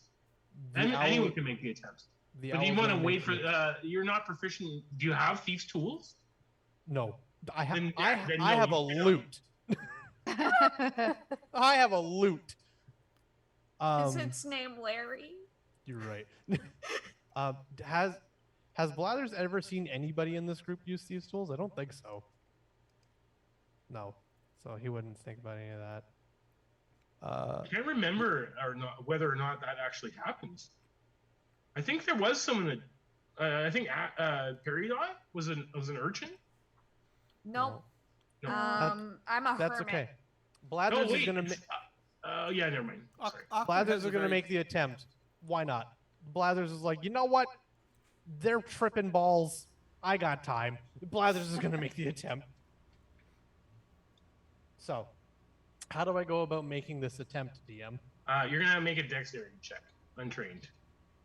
So just a straight dexterity roll. Yeah. Okay. All right, boys. Now the others have no idea you're doing this, by the way. No, that's fair. Yeah. Should they? No. I don't know. It's We're up to you. we're parenting Auckland and Tala. Alright, Yeah. Straight I- up dexterity check. Here we go, boys. Yeah, I And think girls. I clocked I think I clocked that he left, but ooh. 19. 16 plus 3. Nice. You pull your feathers out, not with the like you're like, and you stick them into this lock and you wiggle them around, and nothing happens. Damn. All right. Mm. Blathers felt real good about it. He felt like something jiggling. He's like, "Oh my shit, I got this!" And pulls out like a broken feather stem. He's like, "No, I don't." And then we'll just leave it at that. There's no light coming from this hallway that I'm in. It's pitch No, black. the only light is the light that you guys are carrying with. Okay. So After your dark vision kicks in, and you can see as far as you can see down. It's dark. Yeah. All right. After fiddling with that for a little bit, I will come back in and make my way over to the dysfunctional people. And, Oh no, the half of us are functional. Thank you. Oh, that's true. Half of you are fine. The other half are babysitting the ones that aren't. I will come. I will swing around the pot and I will go over to Azure and just be like, "Hello, Azure. Can I borrow you for a wee second?" Of course. Should we Wonderful. bring the others? Or Are No. you leaving me No, with them? we absolutely should not. Turn order, come on. Tala's like licking her frying Tala, pan. Tala, no. Hold on. Wait, no. This doesn't concern Tala. Andrea, what were you just licking? Oh, it's the lid to my dice box. I didn't actually lick it, but the lid to the dice box. I'm just like trying to herd Auckland and Tala into the treasure room. I definitely thought you were licking like a cutting board or something. Oh. I don't know, maybe she The two just of cut them- up some tomatoes and guys are basil. going It's like then it makes sense. But Tala pulls out Gotcha. like the lid of the barrel and starts licking it, and I'm like, it's a pizza. What's a pizza? I don't even know. It's something I imagined. Hey, Gotcha. Peridot. Do I have to roll an animal handling check to guide these people? No, you have to roll a persuasion check. Persuasion? Yeah. I was Persuade use them. animal handling.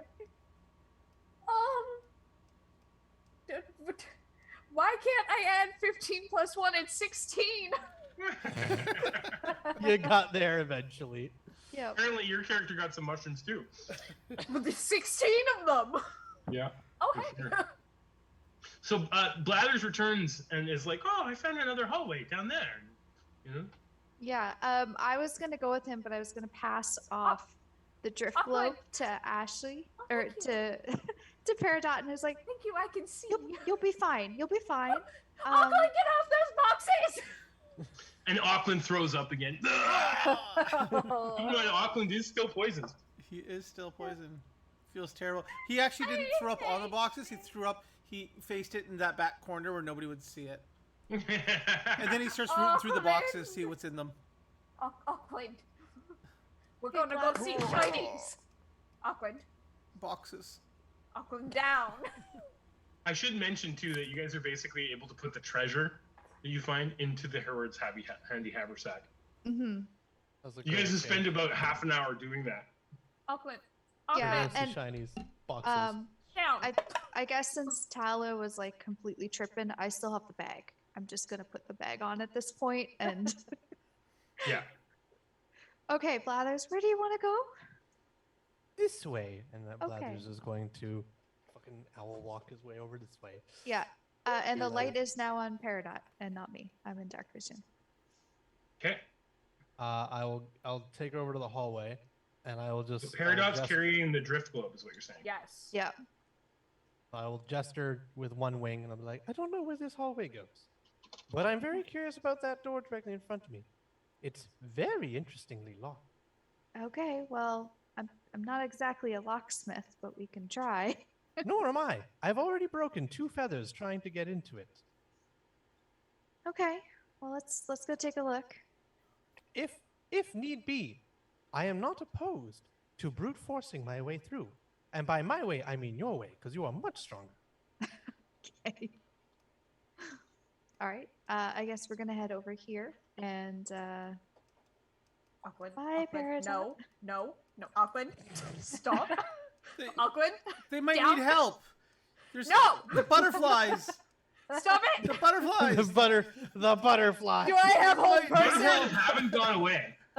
The butterflies. Hey, Auckland. Oh, look, you guys, soup. Oh my god! Hey, Auckland. Tala's about to take another big big bowl of soup. I'm gonna kind of look at Auckland. Hey, Auckland. There's like shiny magical things over with Peridot. Do you So wanna at go this take a point, look at I want those? you guys each to make persuasion checks against the passive wisdom. Oh Against the wisdom score of Auckland. Natural 20! 21. Oh, a So 20. you're able, Peridot, you're able to get Thala natural under 20s. control. Mine's Azure, technically you're able to get Auckland under control. okay. Okay, Oh, Auckland. I need you to go back over to where Peridot is. There's very shiny things over there that they need your expertise to look at. You don't need my help over here? Am I not useful to you guys anymore? come, No, you're just much more of a help over there. Come to Peridot the really light, needs some help. Auckland. But soup. We Is there can... more soup over here? Oh, there's so much soup. Oh, okay, I'll come look for So the much soup. soup. I'm gonna lean over to Azure's. Is it really such a terrible thing if they come along? I close the doors behind Auckland. No, Auckland. I think it would be a danger at this Auckland point. go sit in the bathtub. We There's should no water in it. probably- Why would I go sit in the bathtub? Pretend that there is. Pretend. What, you Yeah. think I'm hallucinating or something? Yes. Oh, hold on. He swats at the butterflies that are in front of her face. He's like, get, go. Yeah. You know what? Let's play make believe that there's water in the bathtub. Please just sit down. I really want to know how old Auckland is and how he's being told, like, hey man, play make believe, and Auckland's like 50 years old. How old is he? Okay. Meanwhile, Yeah. back in the hallway. Yeah.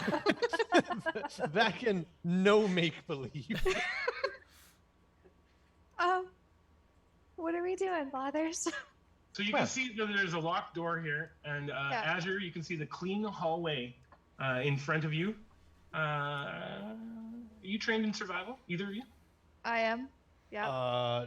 By that, do you mean proficient in survival? Trained in survival, proficient in it, yes. Yes. Yes, I am proficient.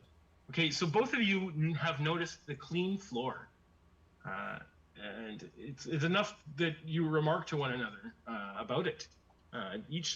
One of you guys to make a survival check, or both of you individually to make a survival check. Yeah, I'll do it individually. 12. Yeah. Not great. 12. Yeah. So you're Also, it's also clean. a 12. It's clean. It's very clean. And I Very kind clean of think floor. I think I look at like one floor, like inside the door and outside the door, and I was like, Well, you can see the floor in where the Ettin lived was dirty. Very yeah, dirty, cracked floor, clean tiles. Very clean tiles. Shiny tiles. Mm-hmm. Huh. Perhaps this is nothing more than a closet. But why lock up such a very strange lock? The broom must be incredible. Well, it looks like it's a hallway. Like we can maybe walk down a little bit further, or like have you tried this door? I did. I broke 2 feathers. You broke 2 feathers.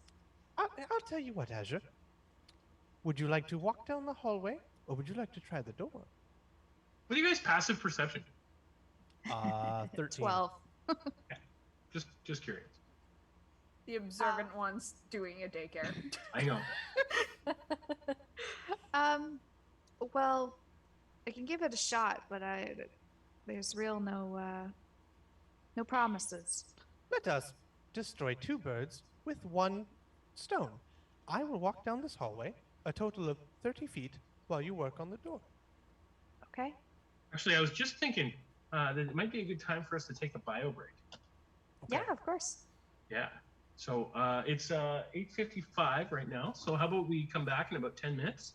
Mhm. Give everyone a chance to get a water, watching the stream, or you folks can get yourself something to drink. I'd like to go make myself a cup of tea. Yes. Tea. Mhm. All right. All right. It'll give Andrea a chance to go wash her cutting board. I didn't lick it. Ooh, you got Oh. kitty. I like kitties. I miss Until kitties. he sits on my screen and messes, or on my laptop keyboard. Oh, yeah, and that's what they're messes there everything for. up. Cool. Okay, yeah. So I'll be. I guess we'll bid our watchers adieu, and then we'll be back in 10, 15 minutes. Sounds good. Welcome to Bye. Paris.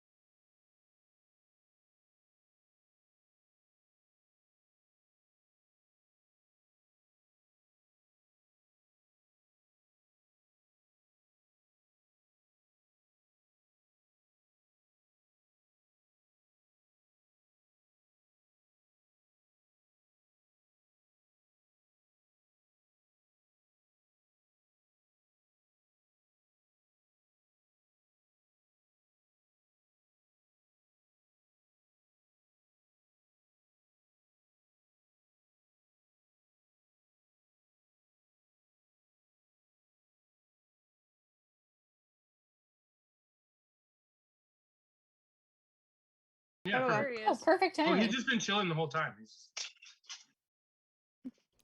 We are back too, so it's good timing. Hi, everybody. Hello, welcome back. We're exploring some the facets of Tala and Auckland's minds, as Auckland is even now in the process of having a conversation with what they think is their grandmother, and which is actually Ashy's character, Peridot, whereas Tala is what is Tala doing? I can't think of anything. So. Tala, now that she's did we leave any shinies in this room? I believe you packed them all up into the Heward's hat and the average. Okay, so other than the chair, it's just okay. Yeah, the golden throne. You might be sitting in it, like rubbing it with your hands, kind of thing. Like That also doesn't mean you don't see any treasure in there. You can still see some in there. yeah, you might be like looking around and like wearing like 10 rings on your finger, going. Ooh. Yeah, Tala will be like looking at all whatever is left in this room, but she'll be mumbling to herself like, "Oh, and I'm gonna go find those lights and figure out what they are That's and right. what they mean." The And lights. like, oh, I can just see them. Like, do you see them in the sky there, Peridot? They're so beautiful, and I just need to know what they mean. They're just so nice. You see them, right, Peridot? Oh, totally. I very much see them, Tala.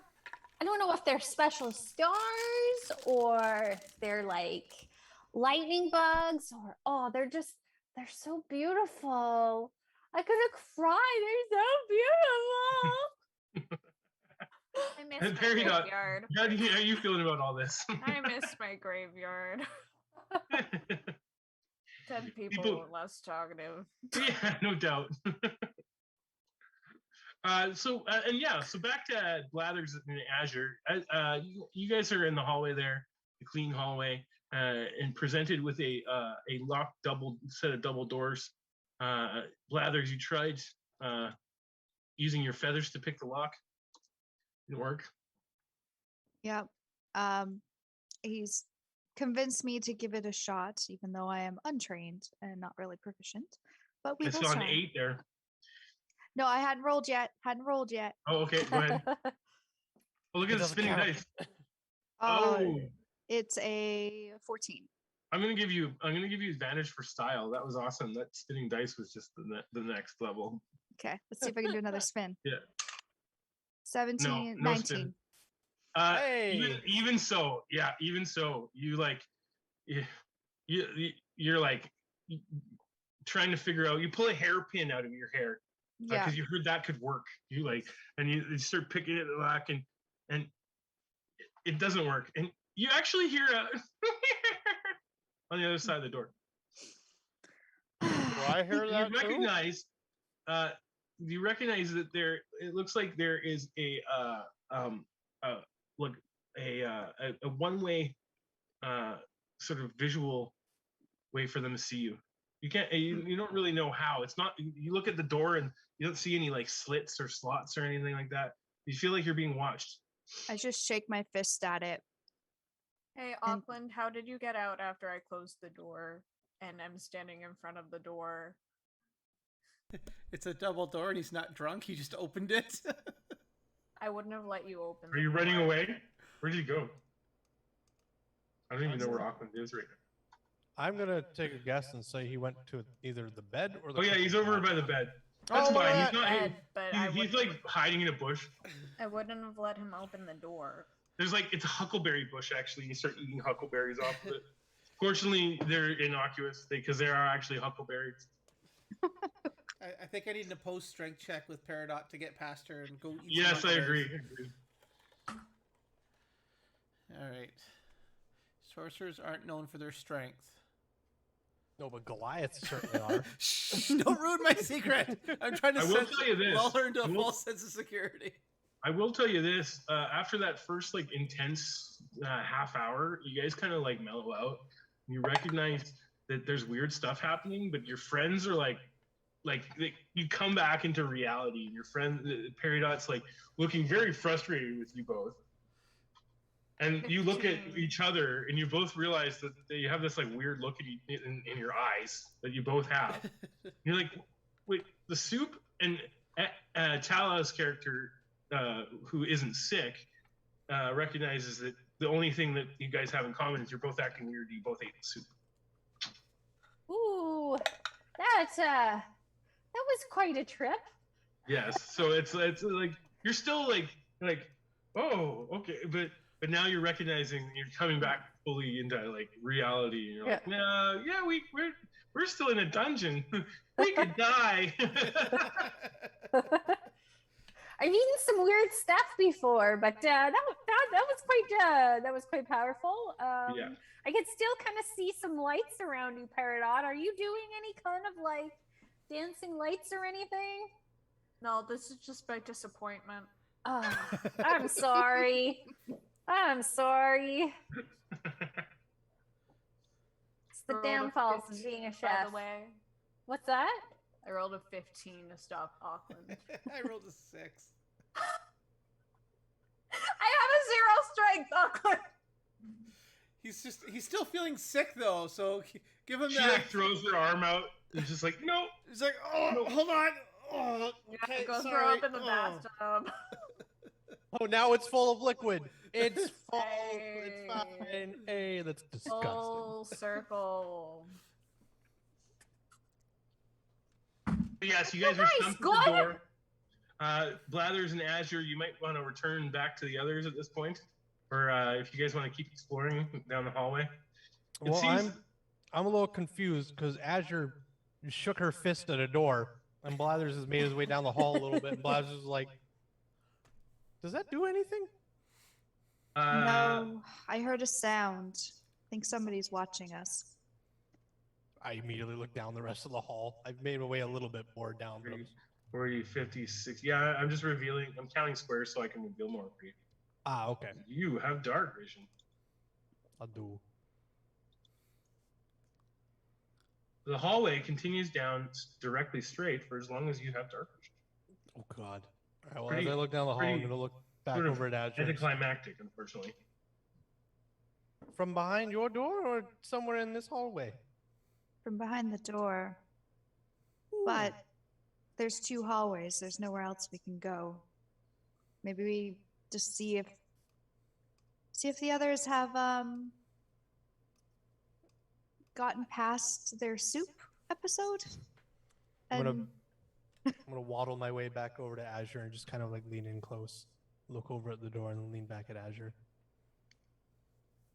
Do you think if we bust through the door, whoever has their face against it on the other side will be punished for staring at us? Punished? There's a fully revealed the hallway that you look down. Oh, excellent. Thank you very much. I think if we were to break down the door, there may be more that come. Ooh.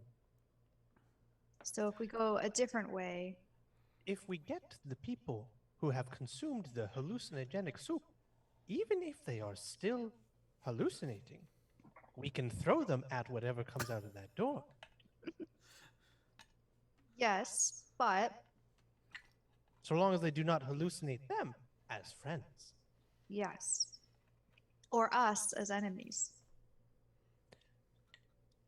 Let us go check on Peridot now that you make that mention. And I'm going to start kind of head down like, wait a minute, that's a good point. Fucking make my way over to the other room. So we'll head back. Rolling up a new character. Hallucinate them us as enemies. Oh shit. Oh shit, Peridot's there. She's Peridot's our healer. Uh-oh. I struggle to call you a healer. Every time I've seen you heal, you've knocked us out first. No, I haven't. That was She has it. She Azure. healed me. and she has healed me since without knocking me out. Oh, has she? Okay. Yeah. All right. Well, you know what? I take back what I said, but it still lingers in the back of my head. Like if I'm close, if I'm gonna need to get healed, she's gonna hit me hard. I'm not gonna get super close to the door. Like, as the doors open, they're closed. Those. I'm just kind of gonna go, Peridot, We're back. Hello? They think she's an enemy. She sounds in pain, and I'm going to go over to the door and just Sorry, fling it open. Is that someone who is sane? I'm just gonna fling the doors open. Oh, just- hello, Blathers. Oh, you're fine. Fine's a relative term, Blathers. Well, they do Um, not. They didn't depict you as an enemy, as Azure said they may. No, my disappointment's just immeasurable. I see. Yes. So I'm gonna relay, like, we both tried the door, didn't work. Yeah. Cool. But cool, we cool, heard cool. Laughing, or I heard fun. laughing behind the door, so we're being watched. I Yeah. did also see someone poke out of this door over here. Are you Indeed, sure you didn't a just while back. hear like me? That was about or half an hour Autumn ago. Laughing? That was just after the combat, and Yeah, that was about I- half an hour ago. Yes, I and, know, and I'm just reiterating that. yeah, no, I'm joining you in reiterating and helping, trying to get everyone on that track and reminding them of that. Yeah. I agree. And then you guys kind of got sucked into dealing with your companions who had been dealing with hallucinogens affecting them from the mushroom stew, the very poorly made mushroom stew. Yeah. So There's As a you bunch walk of- past the dead Ettin and into the hallway, you see another hallway, which is very much like the other one, except this one has a number of a profusion of doorways to the east, and a single door and a double door to the west. yeah, I Auckland, think you're I'll still sick. Or Blathers, you Blathers. want to do that? Blathers is getting far behind. Auckland is running away again. Sorry, I just assumed I was going. I didn't realize. Yeah, no, yep, whoosh. You fly over and catch up to the others. Auckland stumbling forth through the dark, with the drift globe floating above Peridot's head. Hey, Auckland, you sure you're not feeling so great? Do you want to stay in the middle here? Or I think Auckland just opened this door.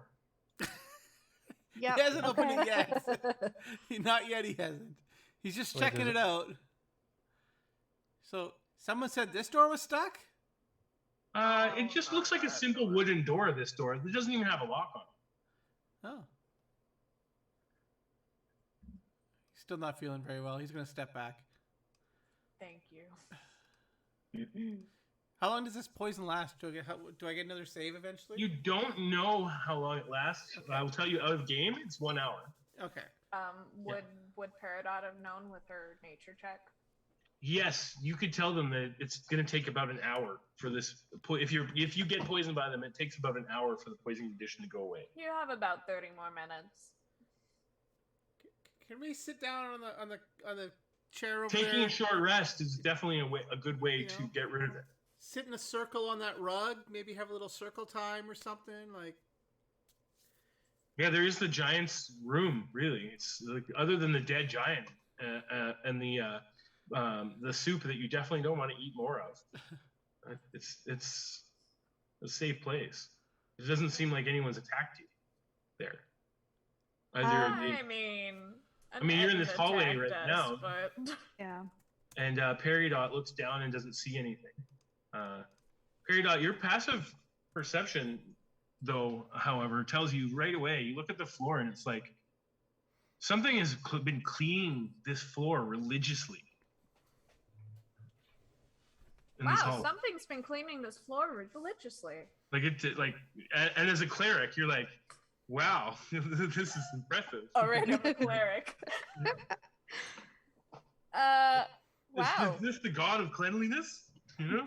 Mr. Clean, is that you? Did I just make Mr. Clean a god in this world? Maybe. Oh no. Should mention you guys also been able to see all the way down the hallway, and the hallway veers to the right. Okay. Where did Auckland go? He went Sitting in the that big chair. way. He's sitting in the big chair. Okay. Maybe, you know what? Maybe we just all take a small rest Yeah. and hopefully the sickness can go away and then, you know. Ooh, I don't think I was supposed to be revealed that. Yeah, I know. I made a mistake there. So many gnomes. But don't. That's not actually a reflection of real. That's like out of. Sorry, you saw an out of panel DM thing. That I'm not fog of war. I'm actually like I usually use dynamic lighting, so Yeah. this is better for like the streaming because dynamic it takes a long time. So. I'm gonna stand probably like even for the shots. I'm gonna be watching both doors. I don't feel bad making you feel paranoid though. Yeah, please do watch both doors. Yes. Yeah. Tala's in bed. She's gonna try and sleep it off for 30 minutes. Yeah. Okay. So at this point, you guys passive perception. You guys get a short rest, and nothing comes to the doors. Okay.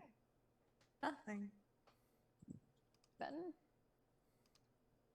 Oh, I'm gonna roll a hit die while I'm here. Yes, please do. If you have hit dice that you can spend, you can do them. Any powers that you've used that recharge on a short rest, you get them back. If you want to use your meta magic to restore spell slots, etc., that's a good time to do all that. Miss being a warlock. 4 plus 2. Hey, I'm back up to full, I think.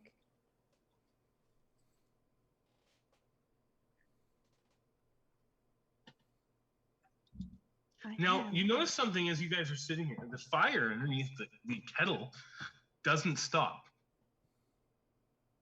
It continues to go at the same pace, exactly.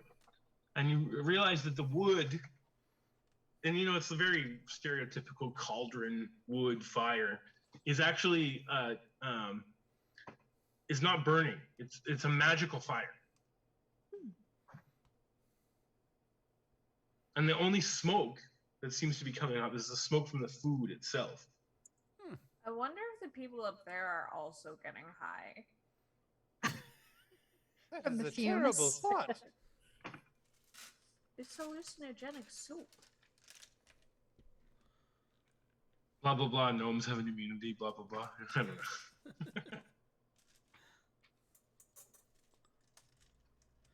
Okay. Are you huffing the smoke? Period's like, damn it, I'm in, whatever. Oh, very much not. I know, I'm kidding. So, but what do you guys would like to do? So you guys get your short rest, and at this point, Tala and Auckland, you are no longer affected at all by the mushrooms, and Auckland, you are no longer poisoned. I feel much better. Thank you. Thank you for letting us rest. Okay, what door are we going to open? He walks over this way. Yeah, I'm just gonna keep following him. I'm just gonna stick close to Auckland because I know he was gonna take off running essentially. Where are you going, Auckland? Just tell me so I can open a door for you. He's coming over here and go. Just kind of looks at whoever followed him and go, which one did we want to look into? And if no one answers him, he'll just open the first door. Okay, so you open the door to your right, I'm assuming, because you're standing right next to it. Yep. And you seem to have found a barracks of a sort. Others, you're falling behind. Sorry, I just figured he was following. Tokens. I mean, you are following. It's just that you have to move your token because everyone else is doing so. Blathers, you fly in and check ahead. Auckland, you open the doorway and you see what looks like 6 beds with foot lockers at the end of them. Pretty simple, sparse. There's some graffiti on the walls. It says "Badgers stink," and a couple other creative and useful things about, to say about the ruling government and the king. Do the beds look abandoned or just slept in but not made, or what is this? They look like they're so a couple of them look like well taken care of. They all look like they've been used. A couple of them have their sheets thrown off. A couple of them look like they've been more well taken care of. But most interestingly, finally on the wall here is an intricate painted in this sickly green colored paint. This intricate many-eyed like oozing symbol, and it's such a vivid and realistic image that it looks like it's almost like moving. However, you recognize that as you look at it, that it has minor illusion spells cast on it to create this like sort of swirling, twisting pattern. Oh, so he. Blathers, are you still hurt? Yeah, I would be, but I can roll some hit dice, so that's not a thing anymore. Oh, okay. I was gonna heal you. Never mind. I won't. Well, that takes your spell slots. I will roll hit dice. Okay. If you go down, I have spare the dying as a bonus action. If I go down because you knock me out. Yeah. Gotcha. I'm not gonna knock you out. So I don't have the strength for that. yeah, you somehow stopped the Goliath from leaving the room. Yeah, you were poisoned. Also, Tala and Auckland drained her willpower. Looking through the footlockers, you find some personal effects, 2 spare daggers among the gear. If you rifle through it, you guys rifle through it? Well, yeah, I was just going to go in and take a look through all the lockers. My intent was he's going to go head for that footlocker, but as he got there, that painting on the wall kind of trips him out a little bit, and having just dealt with weird visions, he just quickly firebolts it just to make sure it's not a thing. Yeah, nothing happens except your firebolt hits the wall. And then he goes back and he starts rooting through the chests. Okay. Among them, you find 5 gold pieces, 8 silver, and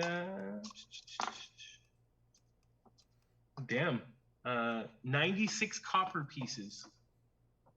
Nice. Additionally, you find 2 daggers, a short sword, and 2 suits of studded leather armor, sized for a small-sized creature. They will not fit. He goes and looks for a secret door over here.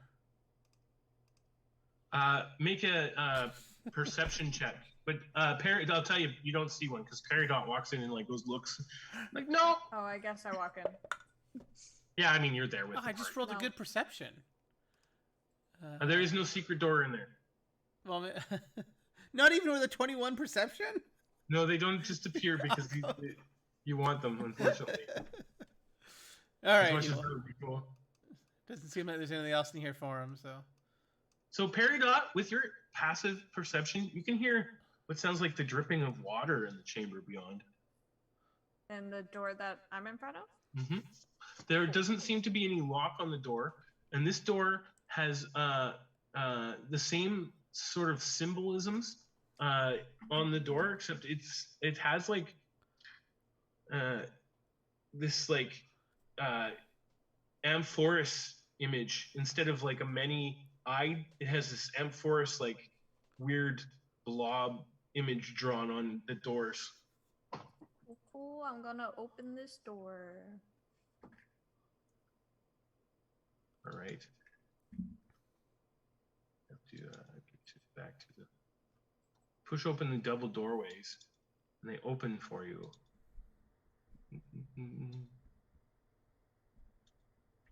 Damn it! Why is it not doing what it's supposed to? Okay. Reveal areas. Oh, it's really finicky. Huh? It is, yeah.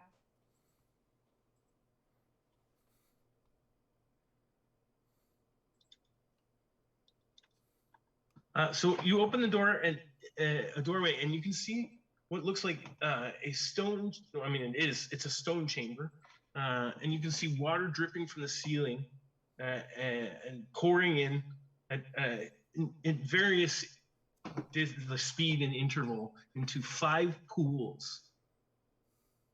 Where's the water pouring from? Just like out of holes The in the ceiling above. You look above Perry Dot, and the ceiling is made of like rock, very much like the chamber you guys saw in the hall coming in. It's made of porous rock, and you can smell the smell of salt water, seawater as you enter. Again, Azure, it's is it your pouring place. in through?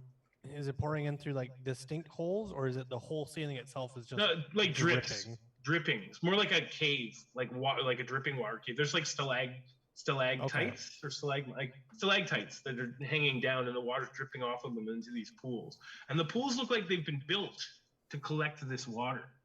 Okay. Can I look in the bottom of the pools to see if there's anything in them? You certainly can try, yes. What would you like me to roll? Eyesight. Okay. Eyesight. Roll eyesight. So you don't. So you go look at the 20/20 pool, vision? and you look at the pool, and it seems to be fairly clear water, except it has an oily substance on the top. And as you approach closely, that oily substance begins to move. Ew. Unfortunately, it is impossible to tell what this oily substance is until it starts to move. So you are surprised. Oh, damn, I should have took alert. Yeah, and at the same time she was heading down, I'm going to be looking at the other pool. Same situation? Yes. Okay. So this is where we're going to start, and all of you guys are rolling it. And I will make the creatures appear when it's their turn.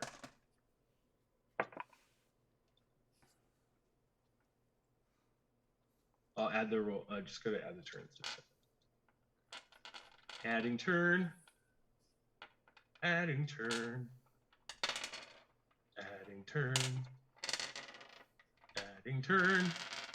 Sing a nice song. Adding turn. There's none added yet. Oh, you know what? Alice's hair Oh my starts to god, I glow. see what I'm doing. I'm on the wrong layer. And I added a turn for each token, but I added it for the creature instead. So here we go. Let's do that again. I wish there was a multi-way to do this, but anyway. Fixed. That's the one nice thing about rolling from D&D Beyond versus rolling dice. Okay, so the creature's initiative is 0.14. man, I've got some like ridiculously bad initiatives tonight. Tala, it looks like we rolled the same. Do you want to throw your Yeah, I can do that. Dex bonus. decks on there? And Auckland, I still need a number. Azure rolled an 18.14. Sweet. Okay, so you're surprised. So the first creature rises out of the pool in front of you. An oily liquid rises off the pool. Peridot.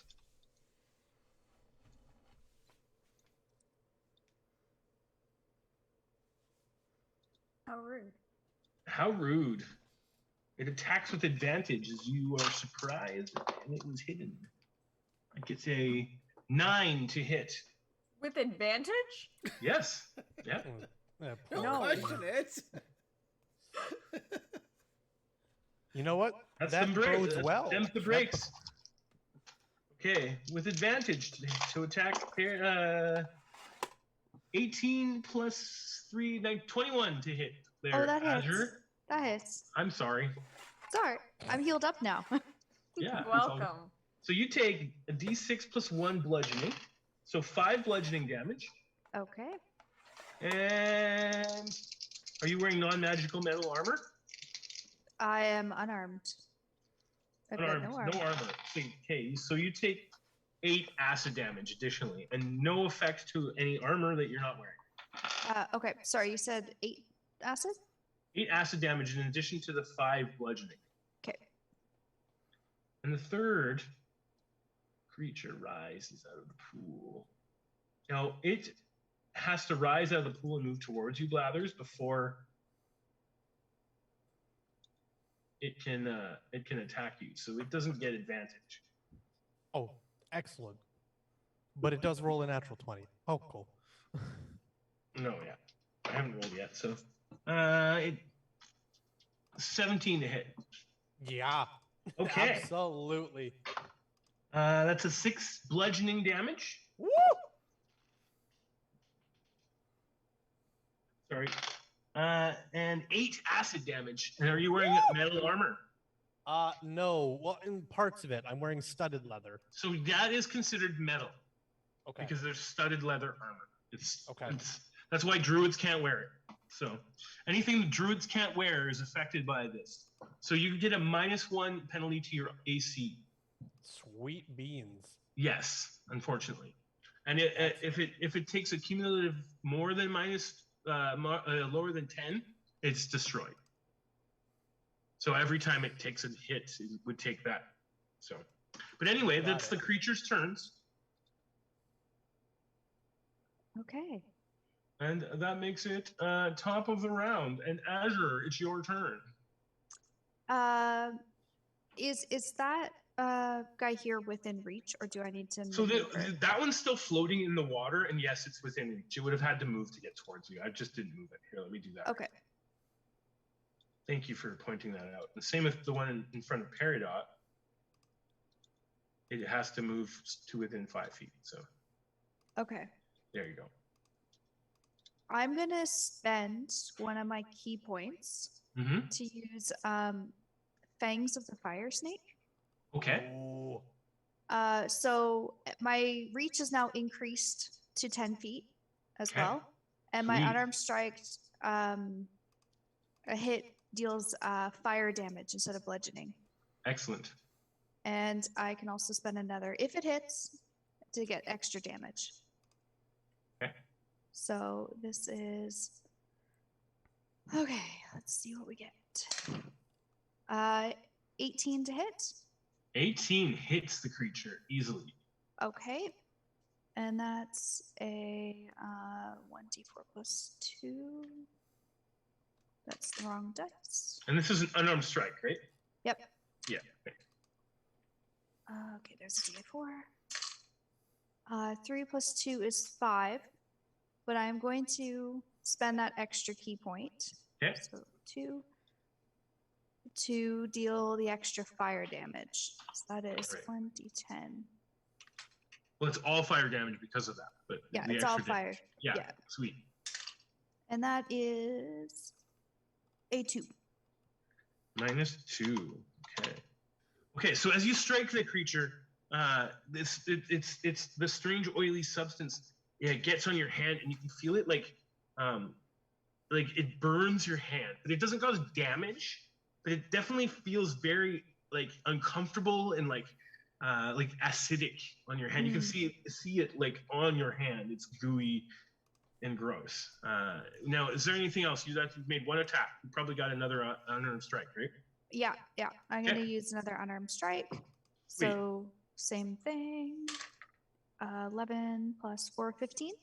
You strike again. 15 hits. Okay. And D4s are always the hardest to pick up.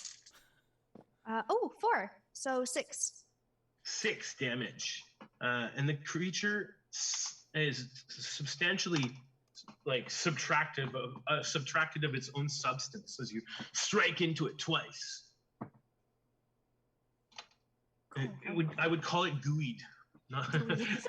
It's not bloodied because it doesn't have blood, so it's gooeyed. All right, then that makes it your turn, Tala. Okay, Tala is going to take just a couple steps forward here. And she's still feeling a little from the mushrooms. Yeah. So she's kind of really annoyed that these things have appeared. So she's going to rage.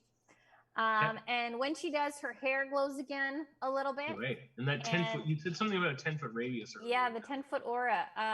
So Blathers, Auckland, and Azure, you all take 2 temporary hit points. Ooh. 2 temporary. Sweet. Nice. As does Tala herself. Yeah, and Peridot, you're not within the aura, unfortunately. But then she'll step kind of over here, and then she'll recklessly attack this thing. All right.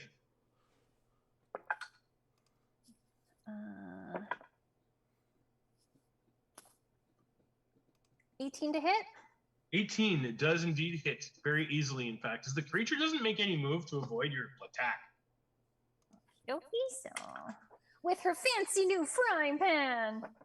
Yeah, you strike down with your giant's frying pan. That's 8 points of damage. Indeed.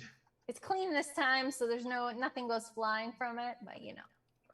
Yeah, it's like a bunch of the creature slops off and hits the ground. Anything else? No, that'll be your turn. All right, sweet. Did- Peridot. Um, Were you going to ask something, Ayla?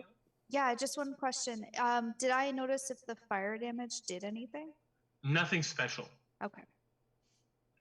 Ayla, I'm sorry, Andrea. Additionally, you notice that the acidic substance on the frying pan from the creature seems to kind of just like ooze off like water off a duck's back. Yes. Ooh.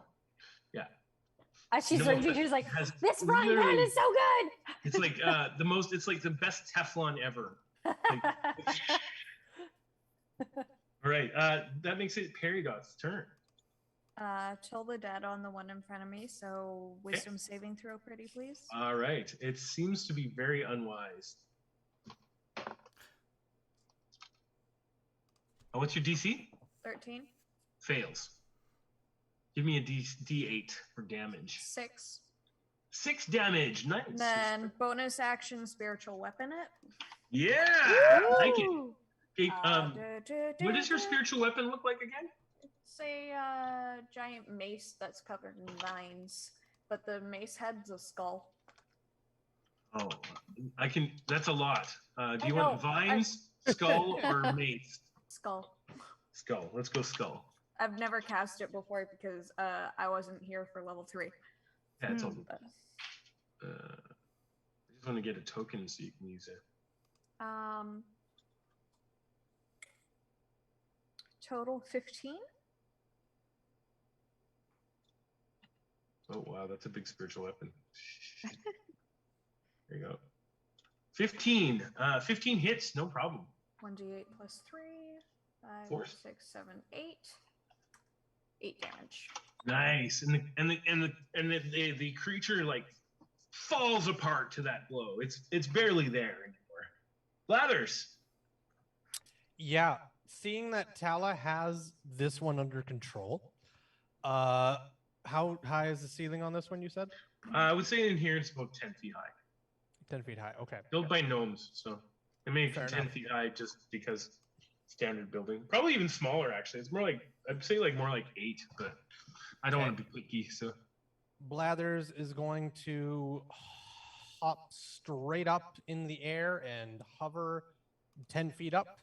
actually, yeah, that makes no sense. I'm going to change that. I'm going to say it's about 15 feet because of all the stalagmites, stalactites and stuff. So, because of the dripping water. Yeah, so 15 feet. There's Then room above.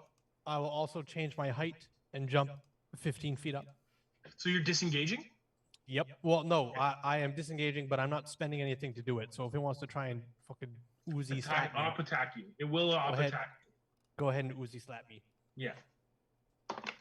So a 13.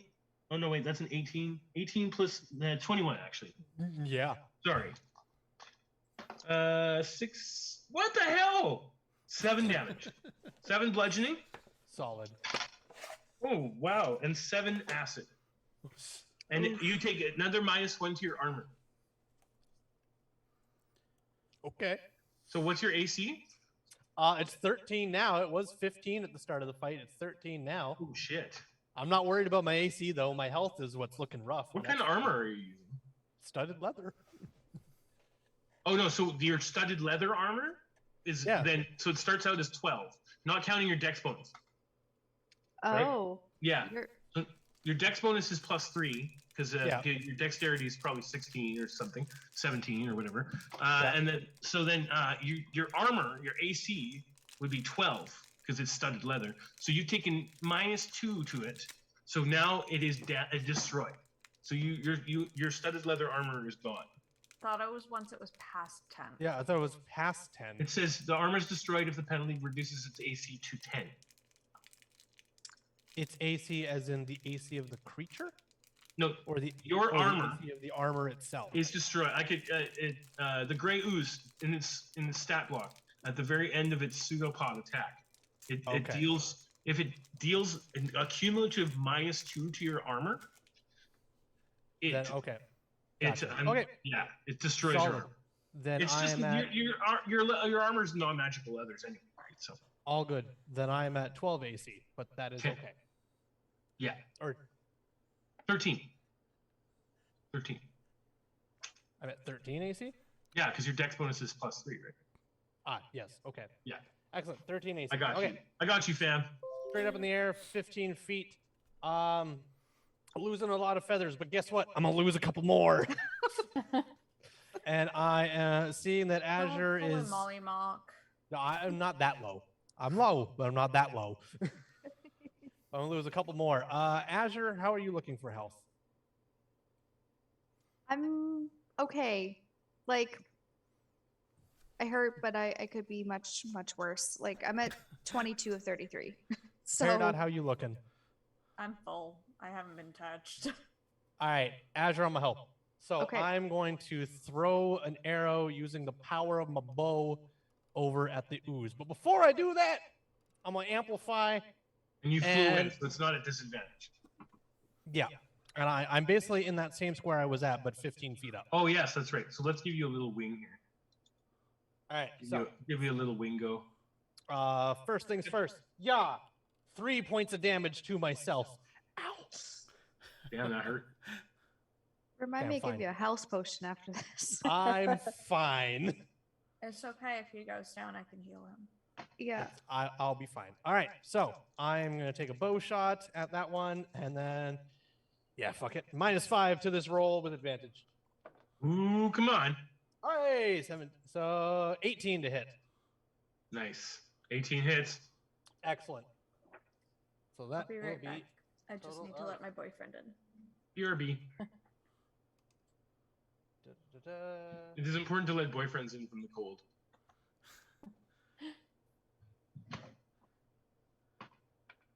I too wish to be let 12 in from the cold. 12 damage total. 3 of it is lightning, if that matters.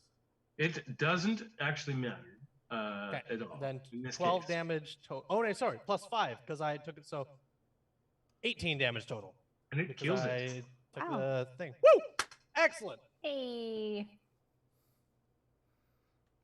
All right, and that'll be my turn, and then I will ready another arrow for whichever ooze looks like it needs it worse, and that's my turn. Yeah. And we jump way from 15 to 5. It's Auckland's turn. So the one that's between Tala and Blathers is still there?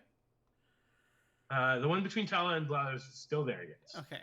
I think that one's going to need to take a firebolt to Okay. itself. All right. Yes, that is what it's going Your to do. ranged spell attack. Oh, let's see here. Why is it? +5, I believe. Hit? Why is my hit only +4? I thought I didn't mean to roll that. I don't know what your maybe because your charisma modifier is only 15. My charisma modifier. Why Your does it say? charisma is only. Oh, that's saving throw I'm looking at. Never mind. Sorry, my bad. Just looking at the wrong numbers. It's all good. Okay, fine. +4. Let's roll my die. Oh, look at There's that. a gnome in the camera. What's that? Did you get? Oh, just my son. He's being a gnome. Oh, 8. 8 to hit. Unfortunately, misses.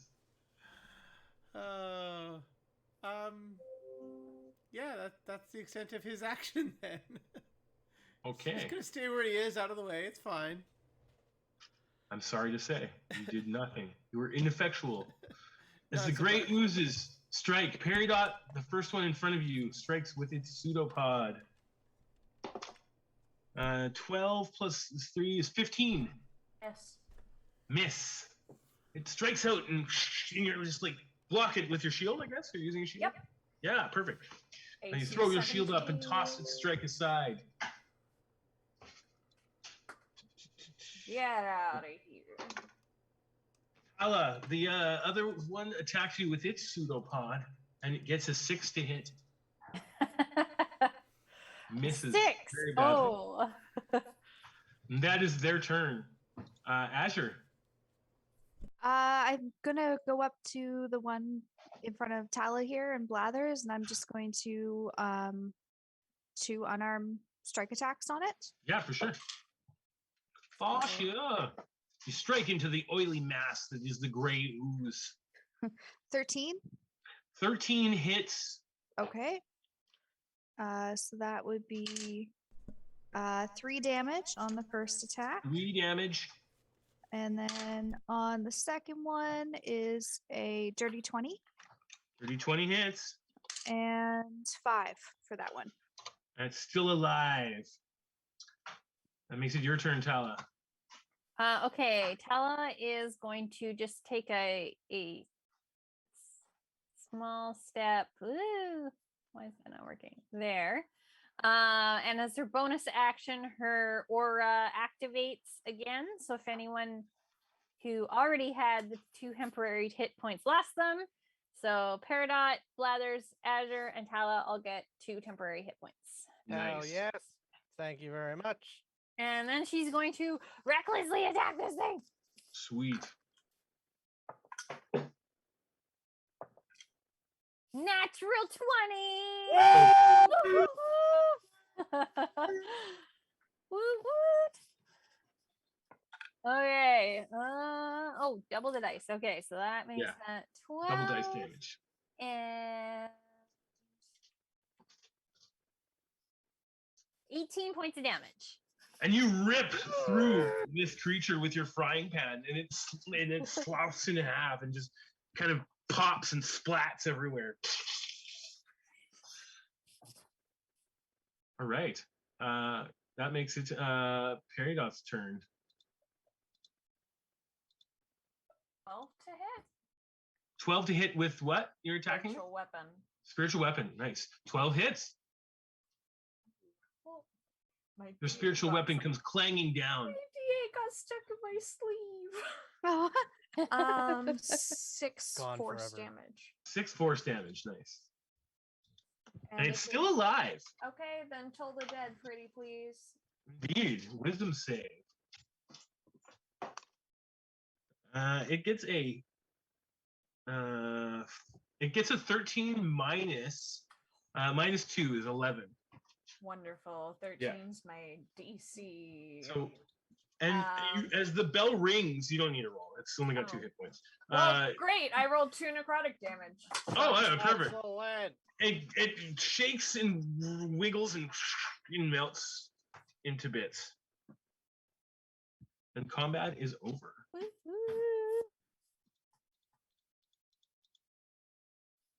Tala's hair stops glowing. Do we want to end the session right where I was about to combat say now something. ends?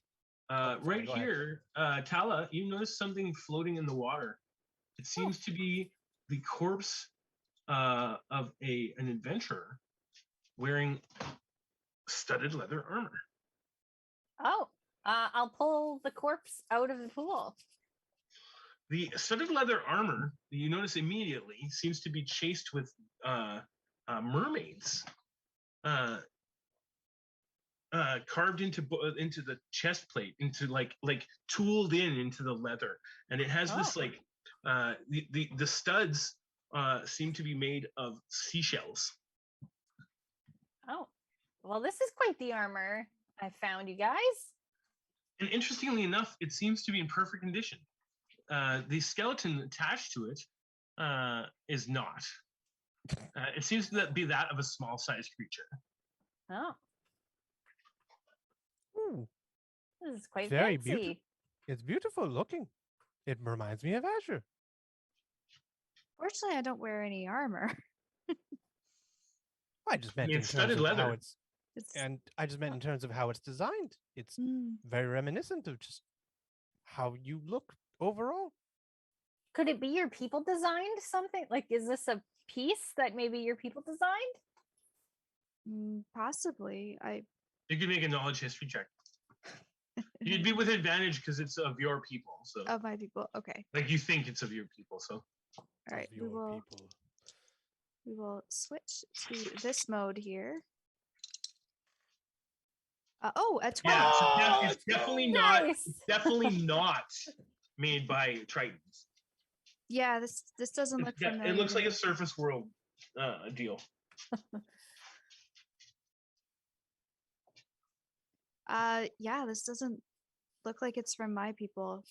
We use a lot more coral motifs than Oh, mermaids and seashells. well, I still find it beautiful, and I still believe it reminds me of you. Thank you. Does it fit That you mean though? you think I Azure am- is beautiful? You pull it out, and the skeleton kind of falls out of it as like you're pulling it out. And Blathers, you kind of take it, and I'm just gonna, as you're looking at it, it seems like it might fit. Like gets bigger. You said it came off a small creature, right? It did, yeah. Seems to like get bigger. It's like you kind of like you feel bad about doing it, but you like toss out the bones of this. But you poor fellow. Sorry about you, fella. While I'm holding it, I'm going to process and then choose to ignore the Peridot's comment that I'm going to convince myself nobody else heard. And just hold it and just like, oh, this armor can grow. And then I'm just going to let go of it because it feels weird having growing armor. Try it on though. Your armor got destroyed. You need something. You did say you liked the motif on it. Mm-hmm. Well, feeling pressured, Blathers is now going to take off his ruined armor, and then like just kind of weasel his way into this armor, put it on. Yeah, so sure enough, you do. It takes a little time to put it on, not much, but taking off your screwed off armor, you put this armor on, and it seems to fit you perfectly. It's like Azure is always with me. Do a spin. Show it I off. do a slow spin, and I raise my wings in a very awkwardly elegant way. Like, No, somehow your wings get like, even though it's like it seems to be magical armor because it works around your wings. oh, sweet. Yeah, That's very helpful. yeah. No, yeah, it doesn't. You're able to fit it easily. I'm gonna sneak Yay. behind everyone and steal the skull. Just grabs, pop. Bones all fell off. They fell apart. I just took the skull. Yeah, I will stand there a little bit, and then I will feel weird having the spotlight, and I'll be like, I'm very curious though about the anatomy of this. Put it in my bag real quick and walk away. Did you Weird, have that skeleton didn't have a skull. I had a full rodent, and I wanted a full skeleton. What happened to its head? Weird, that guy just didn't have a head. Can I roll a history check to remember if there was a head that rolled out of this armor when I No, you don't picked need it up? there was a head. There was. Oh, I don't even need to roll. Okay, Rolling deception. Like- 12. There was never a head. insight Happens. 6.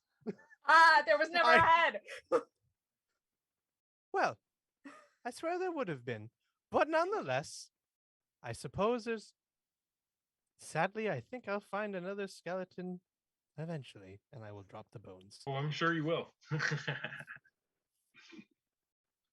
All right. Well, unfortunately, my friends, this is where we're going to call an end to our session, as we have just recently put an end to the gray pools, and we are further moving through the strange dungeon of gnomish mercenaries and ooze creatures. One final thing you notice is as we leave the scene is on the walls here in this chamber. There are a number of paintings, crude paintings, similar to the ones seen in the barracks room, and they all seem to be dedicated to this strange many-eyed creature. I'd like everyone, before we end our session, to make a knowledge religion check to determine what this creature is, as we have done this in the past and failed. 17. This is the these are representations of the demon lord Jubileex, the lord of oozes. Sorry, what type of roll was that? Knowledge religion check. Religion. Okay. A whole 4. 7. 18. Yes. So those of you that made a DC 15 or higher know that this is symbol of towards. These are symbols of worship to the demon lord Jubliex. Definitely not well looked upon in a lawful good gnomish society.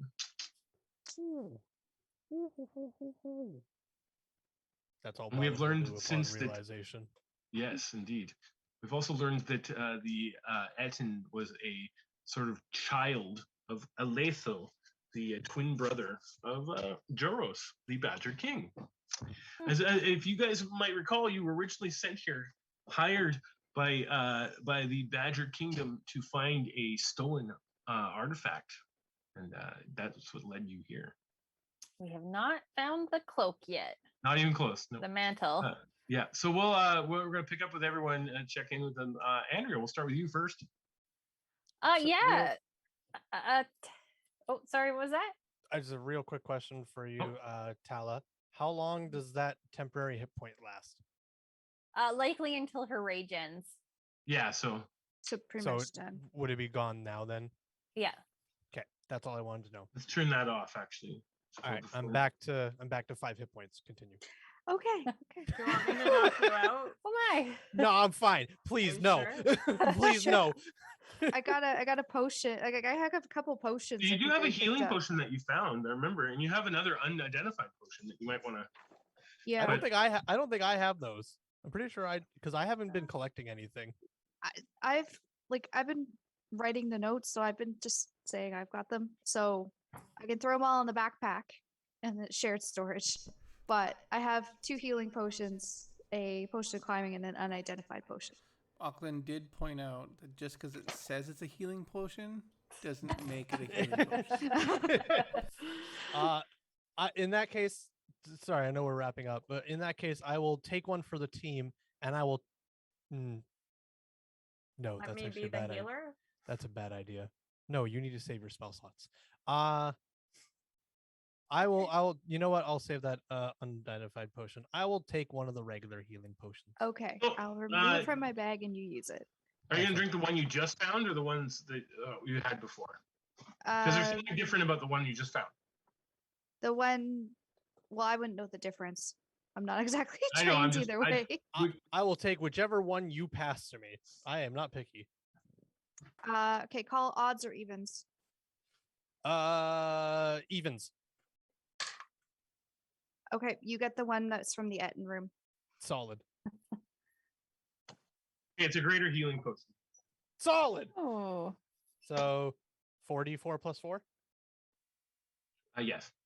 Wicked. All right. While I roll that, you can go with everybody else. That's all I wanted to do. Perfect. Yeah. Well, at this point, yeah. So Andrea, let's check in. We're gonna check in with players before we close on down for the night. Yeah. So Tala's probably feeling a little tired and a little off from her adventure trying the mushroom soup. But Yep. it outweighs because she got to try a new soup, even though it was disgusting. That was pretty exciting. But We're gonna call this the also- bad mushroom soup incident. But it also reminded her about why she's out here, and it's to find those lights. So she's going to probably be looking for more clues now that she's been reminded. So yeah, that's where she's at. Yeah. Cool. All right. So next we'll go on to Ashy. Ashy, welcome back. It was great having you back. How's your character doing? How are you doing? She's tired. Yeah, fair enough. She wants to go back to that desert. It's Yeah. quieter than this. These people and their problems. She's used to being a hermit, and then suddenly she has to deal with 2 high people. Yeah. No Not thanks. fun. Not fun. You managed to really pulled one out there with the ray of enfeeblement though, and helping with the Ettin. That was good. Yeah, cool. Okay, so next we'll go on to Ayla. I think Azure's a little tired, but a little bit more in her element, like a lot more combat and it's like something she's used to. Mhm. So she's just kind of getting ready for the next one and No, better, more healed up than she was. A little bit more confident. Strange menagerie of ooze creatures and gnome business. Mm-hmm. Okay, next, Blair. I don't think Auckland's ever going to want to eat mushrooms again. Did not agree with him. One, the whole illusion thing, he just did not find that very fascinating. Yeah. And two, the poison. I think being poisoned is never fun. Yeah, I think he's turned off mushrooms now. So. And some people do that for fun. Like, come on. Why would you want to do that? So he's going to have a chat with Thalia and be like, "No more mushrooms in anything, please." Yeah. Especially if they come from Peridot. I think she'd be in agreement. Although Thalia could probably figure out how to neutralize the effect and still make a good soup. Nope. Oh, I'm gonna become a Probably. drug dealer. Nope. No mushrooms. Not worth it. I'm gonna become a drug dealer. Yeah. And last but not least, Torsten and Blathers. Really tell us how you doing there. I think he's doing about the same as he was before. He's in a strange place with stranger things happening, and especially now fighting oozes, and then remembering, oh yeah, there's a god of this crap. Oh no. Yeah. And boy, he's got nice looking armor that's just dope. That's it. That's where he's at. It seems these gnomes are in some weird twisted stuff. Yes, indeed. Yep. Okay, yeah, last but not least, that's me. That's my game for the night. And thanks for letting me DM for you guys. And I'll let you guys close it out. All right. Thanks for tuning in, everyone. We'll see you in 2 weeks on September 26th for the next session of Wanderers of the West Coast. And then to confirm as well, do we level up to 5 now as well? Yeah, take a level. Extra attack, let's go, BB! And then so you won't heal your full hit, like any hit point damage that you take and stuff, you won't heal, but any new stuff that you get. So I would also like to point that short rest was nice, but I still didn't get my spells back. So. Oh, I know.